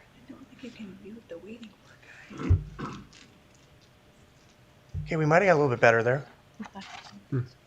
Should we give it a try? Are we all good? I'm kind of blaming former Mayor Mike Walsh, who is here right now, so this is all on him. We never have, Oh, there. yeah, we never have glitches like this, obviously, until you show up. I believe we were still Yeah, I just with- had one more question. Did you? So we'll go that way, and then we'll go to other people. So Alderperson Hanson, go ahead. Yeah, so in the memo, Dan, you talk about how increasing housing units in general has downstream effects. So you mentioned the example of empty nesters who might be able to move out of their single-family homes. They want to transition to apartments and condos, and that frees up these single-family homes for other home buyers, including younger home buyers. One of the questions I've received is, do we have data, though, showing that these empty nesters who are moving to apartments and condos are actually originally from De Pere, and that they're actually selling single-family homes in De Pere? Yeah, as we've we'd have to go through each individual project to get a true understanding. But I have in my folder in my office from the last time condos were talked about 10 years ago, and as well as again back in 2017, I have a folder of residents who are asking for downtown condos part of it, and they're all De Pere residents. So it was an interesting one there. So ancillarily, there's that data. From overall housing stock, is every resident of this project going to be a former De Pere resident moving in? No, but that can't be expected. What we're going to be asking for is, as part of this project, as part of actually several of these projects, is can you give us an idea of where your residents are coming from? And so that's just maintaining a relationship with these property owners. They don't have to give us names or anything else like that. But we have multifamily projects underway here as we were sort of in a bit of time where we didn't have any happening. We now have several underway at the same time. And so we will be reaching back out to them as they start to open up and lease up to figure out where they're coming from. I can let the developers maybe answer that question more in general as they relate to their other communities, because it's not a unique scenario. You talked about the natural housing cycle. That's affordable housing with a lowercase a, which is the naturally occurring affordability component when you add additional residential to a community. So again, that's the housing cycle. As we start to move through that cycle, it opens up units. So I can let them speak to their current projects. Thank you. And Alder, that's a great question. Dan knew someone was going to ask, and he told us to make sure that we try to find that information. So again, Professor Dan coming through. But we looked at two of our most recent projects, very similar in Milwaukee, two of them which you saw, and we're seeing about 35% of those folks that are moving in are coming in from within one or two zip codes. So it is people relatively close coming in. And that, again, that was in the city of Milwaukee, right? It's a little bit different, but we are seeing people nearby moving right into these buildings. Great news. Okay. For the record, I did not tip Dan off before the meeting. Just anticipate my questions. We very well. were anticipating lots of questions. So very good question, very good answer. I think Alderperson Levin, did you have a question? I have a question. I'm going to go. Let someone else. I'll go to Alderperson Gantz. So, how tall is this building going to be? Is it going to be the tallest one in De Pere now, or how is it going to compare to the other buildings in De Pere? That's a great question. I do not know the tallest building in De Pere, and I apologize. This will be, but this will be close. This will be 6 stories from Broadway. So generally speaking, Dan, I don't remember if I have the elevation, but it's going to be around 80 feet Well, 80 feet from. from Broadway. Yeah. 102 North Broadway is 5 stories. The Mulva Center is unique because of its 25-foot and floor heights and stuff like that. So it's a little bit different. Would I say it's probably up there? Yeah, probably close. But we're also having a 5-story hotel and a 5-story multifamily building going under construction right now. So very similar. I would say Cinnabar Campus 3M building you see along the bridge. That's got to be 5 or 6. It's the biggest one so It's far. it's the biggest one, yeah. So, anyways, just throwing one more out there. And just to give context, right, and Dan kind of sort of alluded to this, but the building adheres to a parking ratio. So we need to make sure that the residents of the building can be accommodated inside. And this particular structure is 5 stories of residential over a 2-story concrete podium. That concrete podium, you can either build 1 level or 2 levels, but there's no halvesies. And so if you build 1 level, you can effectively accommodate 2.5 levels of residential, right, at scale. If you build 2 levels, it wants 5 levels. So if we were to take the top floor off, we'd have too much parking and we'd have too much expense because the podium is expensive. We'd have too much expense loaded in the bottom and too much capacity and not enough use above it. So really the height of the building and the scale of the building is driven by those ratios. If I can also add one more Yes. component to that one. This is where the condo component actually comes in very valuable to the discussion about height.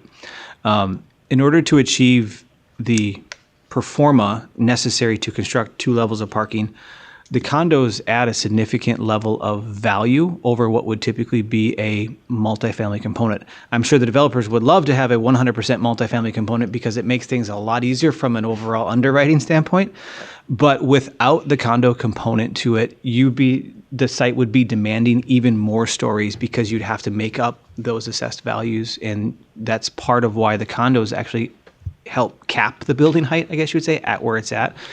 Otherwise, this site would have to sit vacant or go even taller. So there's something to consider there, that this is a unique mix of incorporating condos and residential rentals into a same building. Adds complexity for the developer side, but it also sort of creates that opportunity to not have to go as high so that you can make the project financially feasible. Thank you. Alderperson Gantz, do you have another question while you have it? Are you good? I do. With regard to Alderperson Hansen's question, you do have a new building in Green Bay now, correct? Is that open now? It's still under construction. Okay. It should be opening in July.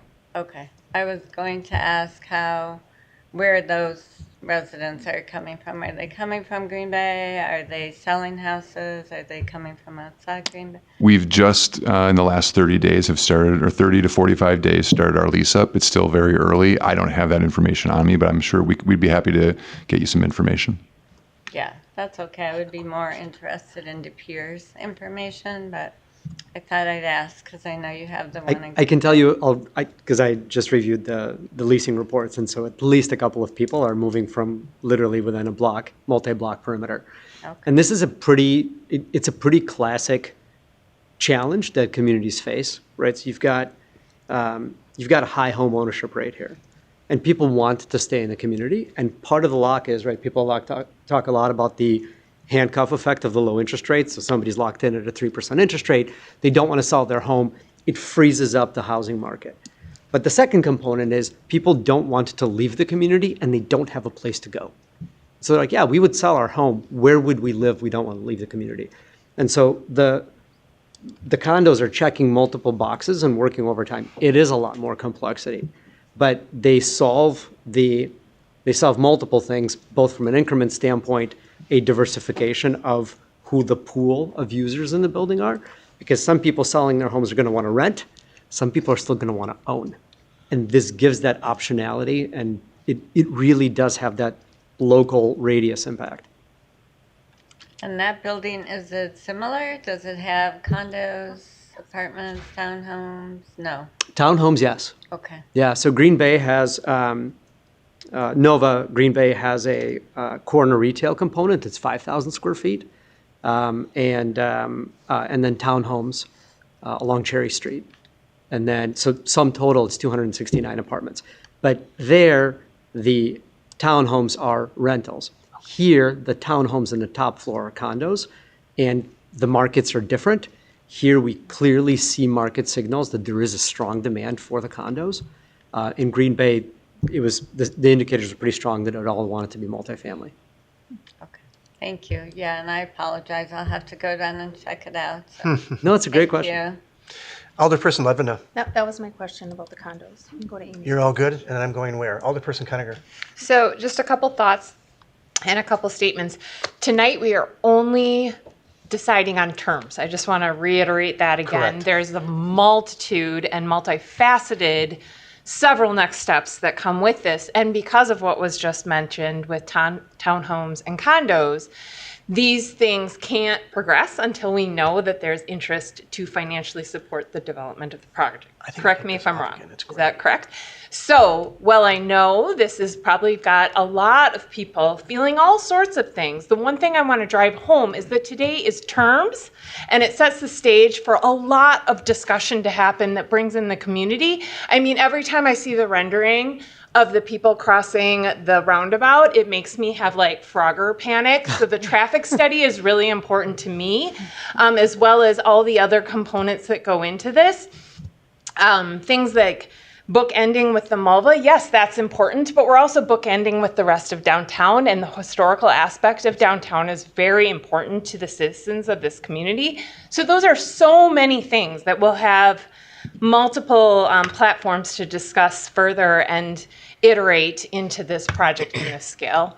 So just wanted to bring that up, and also that this this is such a unique development, that and Shopko, that while Milwaukee isn't local, with them having a development in Green Bay and them developing the property and working with it after, unique, wonderful, and then Shopko being developed locally and multifaceted too, that is what you need to have a dense, vibrant downtown to support the entire community. So those are just components that as we go along, I'm using as benchmarks. Very good, thank you. Other questions or comments? Alderperson Ledvina. I know you guys spoke to the importance of how this ties into our Broadway corridor, but then when you're going through the design, half of Broadway, the front-facing part of the building on Broadway is, it's not retail or restaurant, it's resident amenities and office. Can you explain why you've designed the building that way? Yep. So there's two components of it. First of all, we would love to host as many people as want to come to Milwaukee.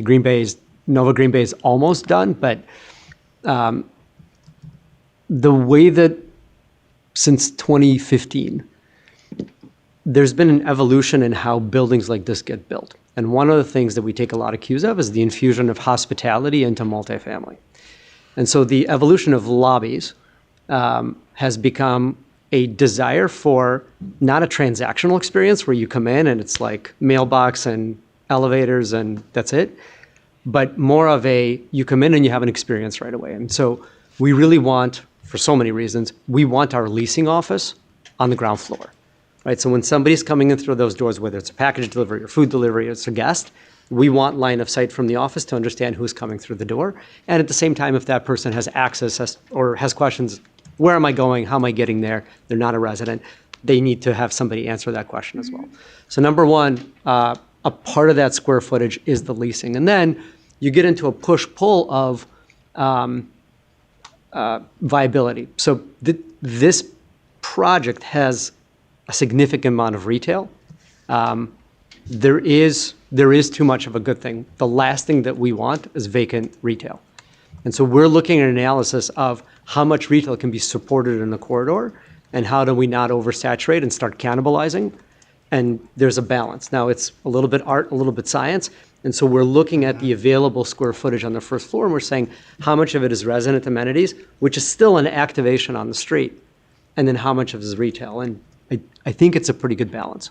Okay. Can you tell me what that is? I mean, I see the offices, but I can't read what it is to, that. So there's currently, on the street-facing side, you have fitness experience, our fitness center. So you'd have a yoga room, you'd have a full-scale fitness room, which would be comparable to any gym. Then you also have, away from the street, you have a golf simulator, and then you also have a co-working space.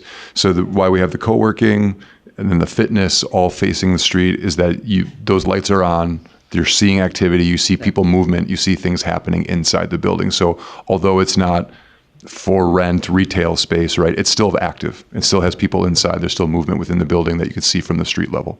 And Dan got to nerd out on spreadsheets, which was impressive. And so like really going down the rabbit hole, fitness center design, over the 2 decades that we've been developing, we've had it everywhere. And the problem is, right, if you look at the third floor, so there's the 2 concrete floors, and then on the third floor, we have the clubhouse and where it goes U-shaped, thank you. Right, there's the pool and the deck. And so if it's not on the ground floor inside the podium, it's up here. And the problem is that it's insanely difficult to sound isolate a fitness center because weights are being dropped and the treadmills. And so if you have people who are working third shift or if you have people who are doctors, they are exercising at crazy hours. Sure. And so what we found out is that we really want to have the perfect place to have the fitness center is you want a combination of sound isolation, but you also want natural light. So we don't want to bury it in the garage. We don't want to bury it in the basement. It's not a great experience. But when we have it up on that courtyard level, we always have noise problems. And so Okay. that's going really down the rabbit hole of fitness center design, but it's such a critical amenity for buildings like this. It's a huge component of why somebody would choose a building like this. Sure. Thank you. Other questions, comments? Dan wanted to. Dan, I'm sorry. I just want to say, as as shown on there, our zoning code requires transparency and non-residential uses on the first floor. So it still meets the code requirements. And I kind of refer back to the hotel that's under construction right now. The majority of their first floor is internal uses to them, and it is on the street. Same thing with 550 Williams does have leasing space on that first front, I guess you would say. So it's not unique. It's part of the project, and we look at the transparency and how do you activate the space, as that's what the code requirements and the cultural district master plan we're trying to do. Get the residential uses off that first floor and allow for show people in those spaces. So. I think 102 North Broadway is somewhat similar too. Yep, As the most 102 recent North project, Broadway, which we exactly. approved, a Yep. little while back. So that'd be a really good example and a comparison for that. Good there. Alderperson Thill? You alluded to the buy and hold pride that you take in that, kind of ingraining yourself in the community. Out of the 29 units, what is your average hold time in those that you've constructed over the years that you guys have? Out of the 29 projects built, we have sold 3 in our, how many years? I can't do the math. Since Over we started. 30. Yeah, in over 30 years, we've sold 3 projects. So you believe in being immersed in the community, which is very important here. Very much so. Yeah. And there is an added benefit and a synergy from having a project in De Pere and having a project in Green Bay. It enhances our ability to cross-train management staff, maintenance staff. Because again, right, we're fully vertically integrated, and so we're doing everything inside the building and out. All good? Thank you. Other questions, comments? I have one. Alderperson Nelson? Yeah, Dan, you said that this would involve the creation of a new TID. Is that correct? No. No, it'll be existing. This is, it's part of the existing. this is an existing TID that was created in 2024. But then, so then does that reset the clock for the 27 years? The clock is ticking now. Yeah, okay. Yep. So it doesn't reach, okay, so it's Yep. just a continuation of that. What's the boundaries of that TID? How far does it go? The TID overlaps TID 7, which is in the downtown. It doesn't go down as much George Street as TID 7 did, but it's primarily the downtown core over to Michigan, all the way up to White Pillars, down to, I guess you'd say, Claude Alley Bridge. And yeah, it didn't pull in the Mulva Cultural Center, and it didn't pull in City Hall because those are tax exempt properties. And so at this point, we try to keep it to a taxable property so that any growth captured is captured in that TID. Sounds good. Thank you. Thank you. Other questions or comments? I know there are some members of the public, for sure, one signed up, and there might be others that want to speak. So is there any members of the public who want to speak on this item on the agenda? If so, I know I have Maureen up. Maureen, do you still want to speak? I have you on the sheet. That's why I'm saying your name. I just had a question. That's fine. So what I'll do is this. Joey and Tim, I apologize. I'm going to move you over there next to Quason and Dan. So pick your stuff up. Because otherwise I have to talk over you, and we don't want that. I will make a motion to open the meeting. Second. Motion by me, seconded by Alderperson Cuniger.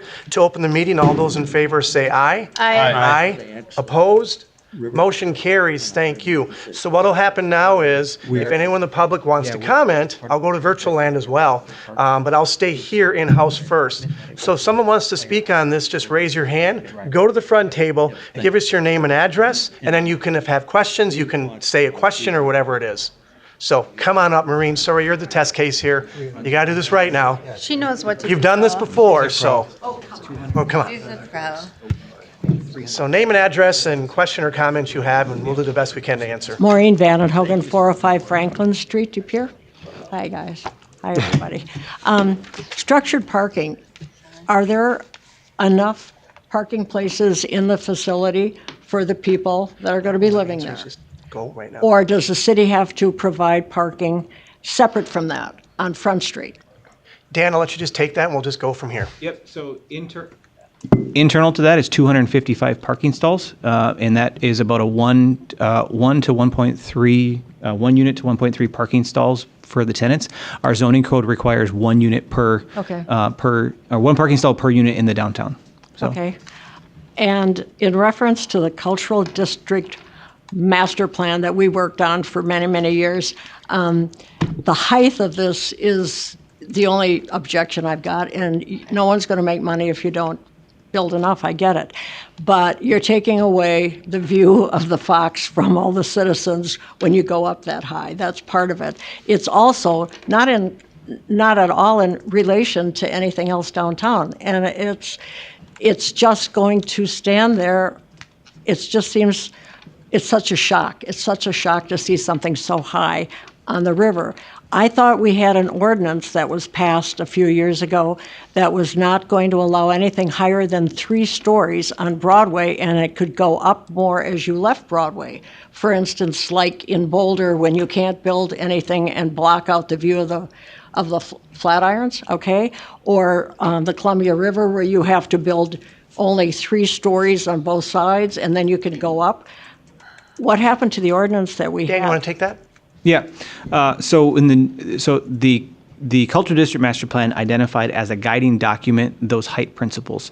In 2023, the new zoning code was adopted. Okay. And that zoning code at the time, the Plan Commission and Council debated the height limitations in the downtown. Knowing the market realities of what that was doing and stopping development, the Plan Commission and Common Council removed them out of the ordinance. It still is in the guiding document, but the ordinance itself was approved without it because the projects that you're seeing here of to make these the Shopko redevelopment and this project happen would not be achievable. The projects that you're talking about out west are great, but their rents are so skyrocketed that the cost of construction roughly across the country is going to be relatively the same. There's going to be some price point differences in labor and of other items, but the price points, the rent rates of out in Boulder and everything else far exceed what we have here, and they can make up those costs of having lower heighted buildings. So Okay. there's a bit of a challenge. I understand it completely, that it is a shock from a height standpoint, but I want to make the difference between the Cultural District Master Plan and the zoning ordinance. Okay, I understand. Also, I learned from working on it before, the stories, 6 stories depends on how big your stories are when you're asking about feet. People are saying how high it is in feet. That does not relate to how many stories there are. The Malva could be 3 stories as high as what it is. So people just need to understand, you're not going to know what the final is till we know how high each story is, right? It could be much higher. We have minimum 14 feet on the first floor required in the zoning code, and I think minimum 9s for everything else above that. So you can do some basic math on that one. 14 and 9? Yes, Thanks. that's That- roughly about what it is. Yep. That helps. Yep. Thank But you. there is a maximum, the type of structure there is a maximum of 84. It can't exceed 84, otherwise we get past fire code. Maureen, those are very good questions. Yes, We really very appreciate that. detailed. You brought up some very good information. Yeah, no, that's great, and that's what we're looking for right now. While we're open right now, if someone else wants to speak Mayor? on this item of the agenda, just raise your hand. Come on up. I'm pointing to you next. You win. Mayor, just so everyone's aware, Quaison's on question number 20 that he is tracking here, so we will potentially add this to any future information items. So Did you all hear that? Quaison Shaw is on question number 20 that's been generated tonight. So we keep building this as I we don't know go. how accurate they will be, just Yeah, disclaimer. well, look back. I'm sorry, name and address, please. Jerry Schoenfeld, 100 North Front Street, De Pere. All right, thank you. Comments, questions? Okay. One of my questions is how far on North Front Street are you going down? Because there's 2 complexes there. Are they going to be, is that going to be a problem? right on the screen in front of you, where the parking ramp or the parking structure, I don't want to call it a ramp, but it is relatively a ramp, where that exists today, plus the green space from where the former apartment building was torn down. That's the extent. The former yeah, the former that apartment. burned down. Yeah, that's where the northern boundary is. The parking lot will be reconstructed, and a road extension would go up to Broadway Street from there. Very important question for you, though, was the gentleman was just here, actually left us another question very related to yours. So I'll get to that question after you're all done as well. So you got on Front Street. So it's not going to affect down the road after the... No, like the Hillcrest Apartments and things like that, correct. Okay. Another thing is, it looks beautiful, as the one by Shopko, I'm sure is going to be beautiful, and the hotel. But have you people been riding around on these roads lately? If we get more people here, how is that going to affect it? I mean, there's potholes. by Stella, I went by there the other day, and I thought, oh my gosh, is this the start of a sinkhole? No, I'm not kidding you. It's either a roller coaster. I mean, when I first moved to De Pere in 13 years, these roads were beautiful. All these people coming in, we had to have something, you know, a negative effect on that. So that's pretty much what I have to say. Well, thank you very much. I appreciate that. By the way, for potholes, this is spring season right now, so potholes just happen to emerge because we're coming out of winter. So you're going to see a lot of patch and repair going on as we're speaking right now. I agree, but I have been here for 13 years, and the last couple years have been really bad, and people are complaining about, you know, car repairs because of the roads. All right. Thank you. Thank you. Thanks for the comments. While we're in, Dan? Well, she had a comment about Stella's and over Yes. in that area. I just want to make sure the public is aware that the reconstruction of that entire area is about to start, starting with our alley reconstruction and then as well as utility reconstruction in 2027 and street reconstruction in 2028. We will be working on 4th Street and some of 3rd and some of 5th. It's all part of that one. So that is going to get a refresh, a much needed refresh. Why that has taken so long is it's a state connecting highway. So hopefully you caught all that. Main and Reed is going to be reconstructed by 28. So will 4th and 6th. So that's happening as we speak going forward. And DOT is responsible for it. And DOT is responsible for a majority of the funding. We're in for a little bit too. Yep. You want to just take that? Yeah, first? while we're talking about Front Street, Sure. a question was asked to us by a gentleman who lives on Front Street as well, that they're concerned with the closure of Front Street and how it does for fire access. One of the conversation pieces we've had with the developers since the renderings have had happened is the plaza design will likely have to be redesigned for a fire apparatus to be able to traverse that area so that it can get from our fire facilities down through there if necessary. Obviously, where the firehouse sits now, the north side of it, the north and east side of it would likely be served from Broadway, but the southern side of it likely would be coming down and going through Front Street and then being able to transverse underneath the bridge still on a loaded space that can handle the fire apparatus. So that's part of the design to come later. But that was one question that did come up from the general public. Thank you. That's great. Anyone else in person want to speak on this item on the agenda while the meeting's open? Just raise your hand. Also, just to clarify, it was the same gentleman who asked a question during open session. Yes, the same guy right there. Yep. So if you need the name. All right, sir, come on up. Sir. Give us your name and address. We're in for it. I don't know why everybody's laughing. Mike Walsh, 1472 Barber Lane.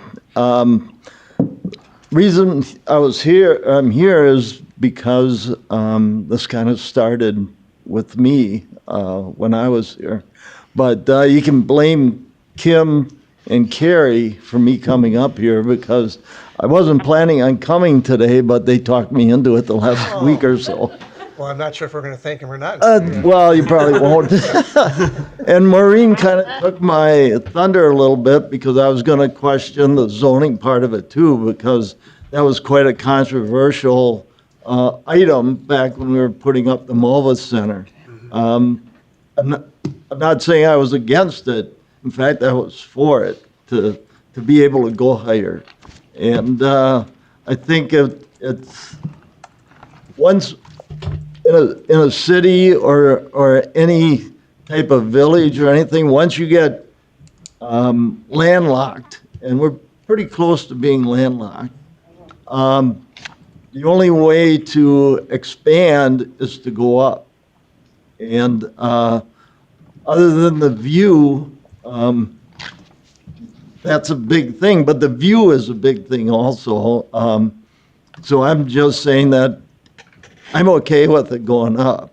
I do have a question about, well, first of all, I just want to say I think it's a great project.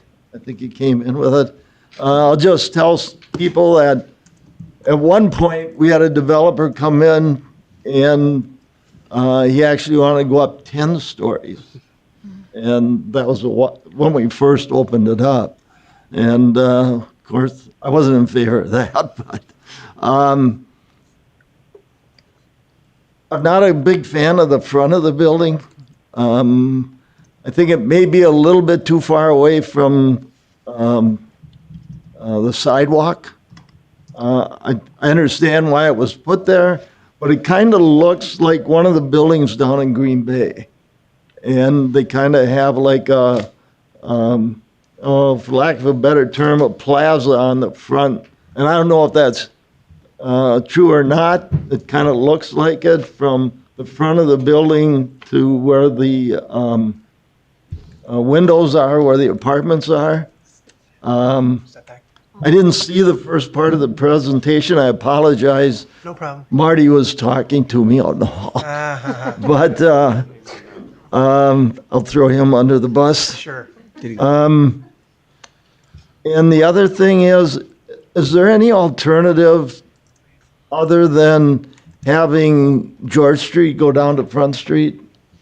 My question kind of is, first of all, you've got the intersection with the lights by Lawton. Now you're going to have one there. Then you've got the roundabout. Then you've got one by City Hall.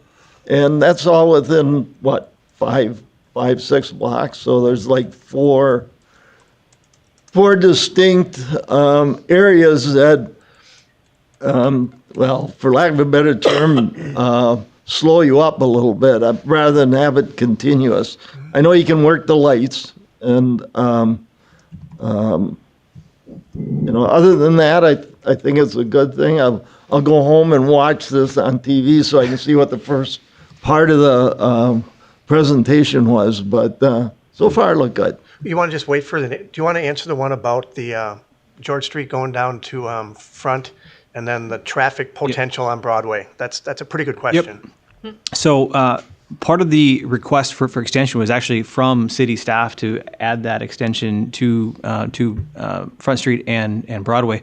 Particularly, again, the elements of the Cultural District Master Plan are increasing access to the waterfront, and by taking away Front Street, we wanted to make sure that there was another outlet. That also affords an opportunity to not have ramped parking ramp on the inside of the structure, which eats away at parking. You have 2 entrance points on that future road, so it offers an opportunity for one to enter higher up and one in the second level to enter lower down. So it offers more parking on the inside and less ramp space. Okay. The TIA will dictate what recommended improvements will be at that intersection. So traffic study, third-party traffic study will dictate and illustrate what recommendations should be had at that intersection. So it may be controlled, it may not be. The traffic study will dictate that. There's not going to be parking on that road, is there? On the extension? Going down, yeah. Likely, just like there is one on James Street. Yeah. So it's a very similar slope, I guess you would say, on James Street. In addition to the lot that will be reconfigured as well. So yep. Yeah. That's there right now, so we won't lose those stalls. Okay. All right. Thank you. Thank you very much, Mayor. Anyone else want to speak while we're open for this agenda item? In person. Oh, yes. I'm going to go to virtual land right now. Anyone in virtual land, while we're open right now, want to speak on this item, just state your name. For the second time for virtual or in person, if you want to speak, now's your time. For the third and final time, I'll make a motion to go back to regular session. Second. Motion by me, seconded by Alderperson Nelson. All those in favor say aye. Aye. Opposed? Motion carries. Thank you.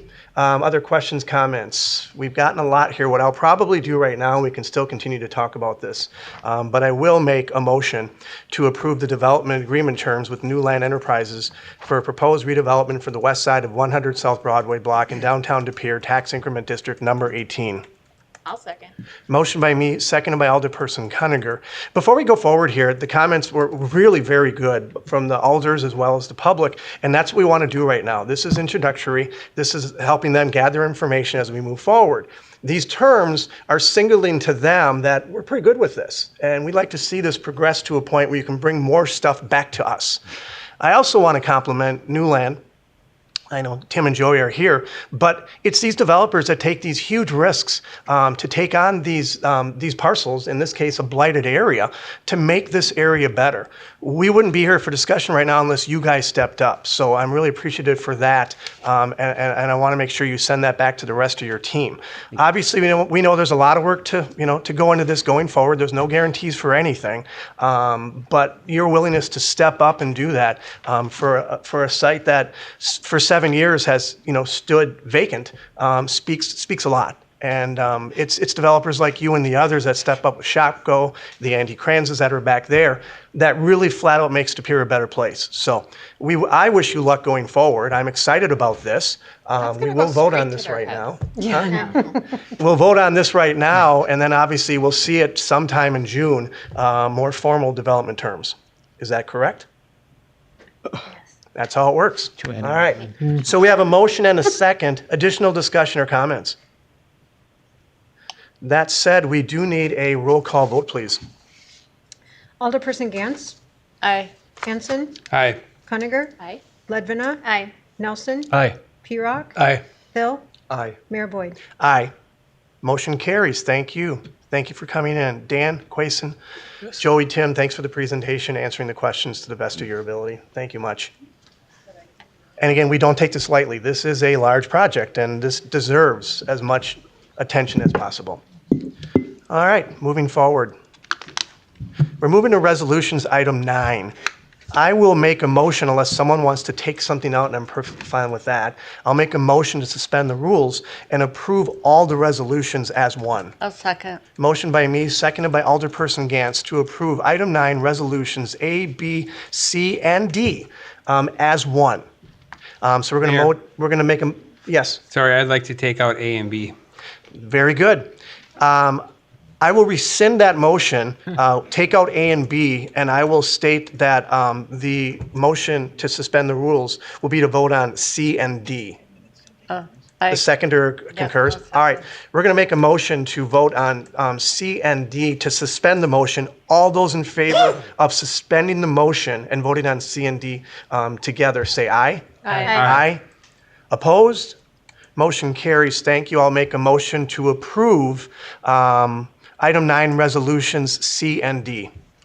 I'll second. Motion by me, seconded by Alderperson Gantz.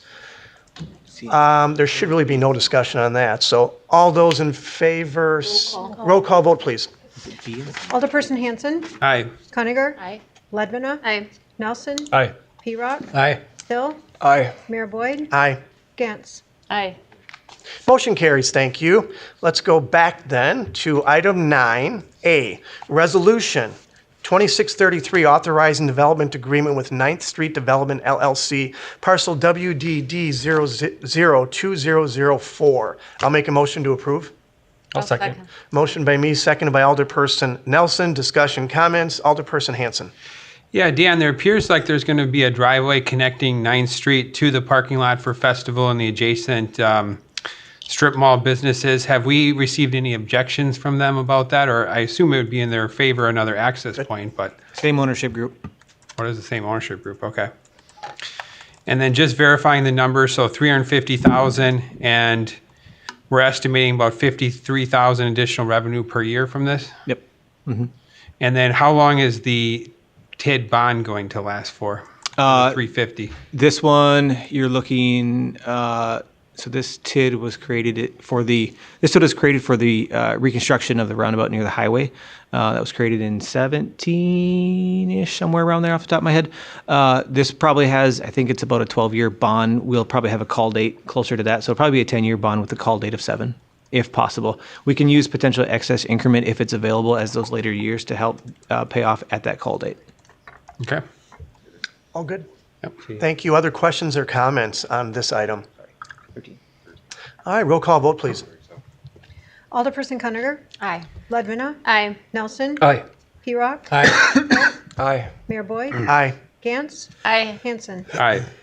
Motion carries. Thank you. Item 9B, Resolution 2634, authorizing Fourth Amendment to lease agreement with Brown County Ice Management, De Pere Ice Recreation Center. I will make a motion to approve. I'll second. Motion by me, seconded by Alderperson Gantz. Discussion, comments.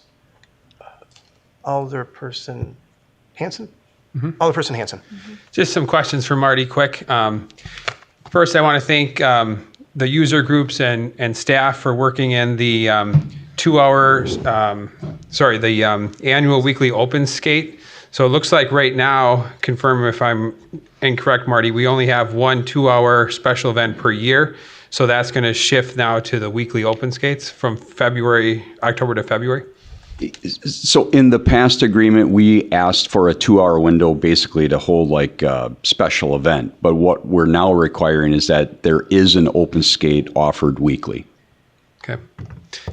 Yeah, and I hope our social media team promotes that, because I know there's been a lot of discussion about trying to get more use from city residents. So I think this would be a great opportunity for that. I also wanted to ask you, Marty, St. Norbert College hockey team's being removed from the Board of Advisors. Is that because they don't use it much anymore? That would be exactly why. They don't use it at all. No. Yeah.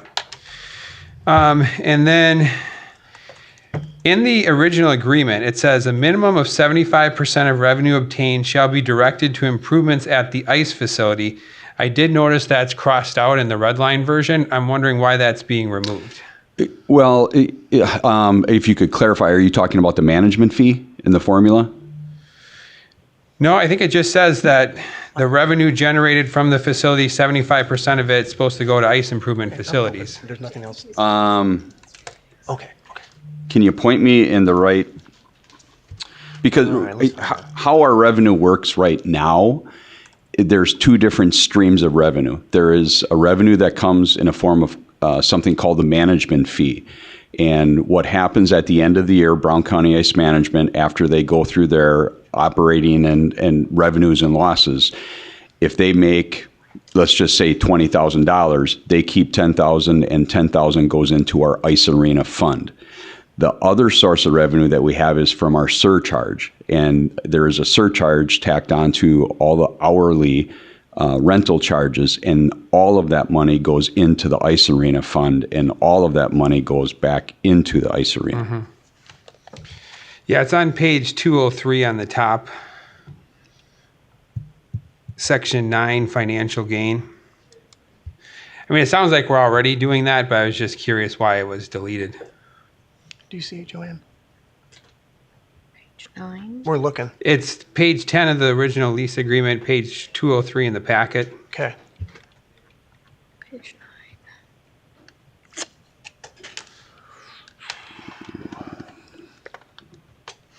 Seeing the.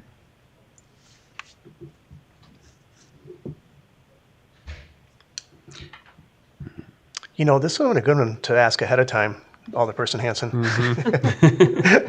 We'll just note that right now. Wow. I can never find. Oh, okay, I see. Okay. So, say it again, the page you said, Jonathan? Packet page 203. Yep, I'm seeing the provision. I think the red line, the terms that are being taken out was with respect to advertising revenue or sponsorship revenue. And that whole section got reworked for the city to kind of take ownership and take leadership of that, and to develop a sponsorship and advertising plan that then is going to be presented for approval and implementation. So I think that's the. Yes. Yes. That's exactly. So those were terms that related to the leasee doing sponsorship and advertising sales, Yep. and then how that revenue would be structured out, because they're not doing that anymore. All that got taken out of the But I can see why that pops with him when you see that. That's you know. I thought it meant all revenue. Yeah, Right. no. Yes, Sponsorship no, revenue. Totally get it. yes, Yeah, I can see yes. why that kind But- of drew your attention. Mm-hmm. Yeah. That's all. Help? Yep, Good. that helps. I, Okay. I definitely get what you're saying. Perfect. Other questions or comments? I would like to thank Brown County Ice Management again for working with staff and the user groups to come up with a reconfigured, amendment or terms to all this. I see Don is here. So thank you again for stepping up and taking this for another year. So I think that's a good thing. It's a good thing for all of us. Other questions or comments? All right, we do need a roll call vote, please. Alderperson Ledvina. Aye. Nelson. Aye. P-Rock. Aye. Hill. Aye. Mayor Boyd. Aye. Gantz. Aye. Hanson. Aye. Kundiger. Aye. Motion carries. Thank you. Thank you, Brown County Area Management, Don, and the user groups for sticking around here. Sorry about that. Up next, we're going to future agenda items. Does anyone have anything? Appears we're all good. Up next, item 11, I will make a motion to adjourn. I'll second. Motion by me, seconded by Alderperson Kundiger. All those in favor say aye. Aye. Opposed? Motion carries. Thank you. We're officially adjourned. Thank you, everybody.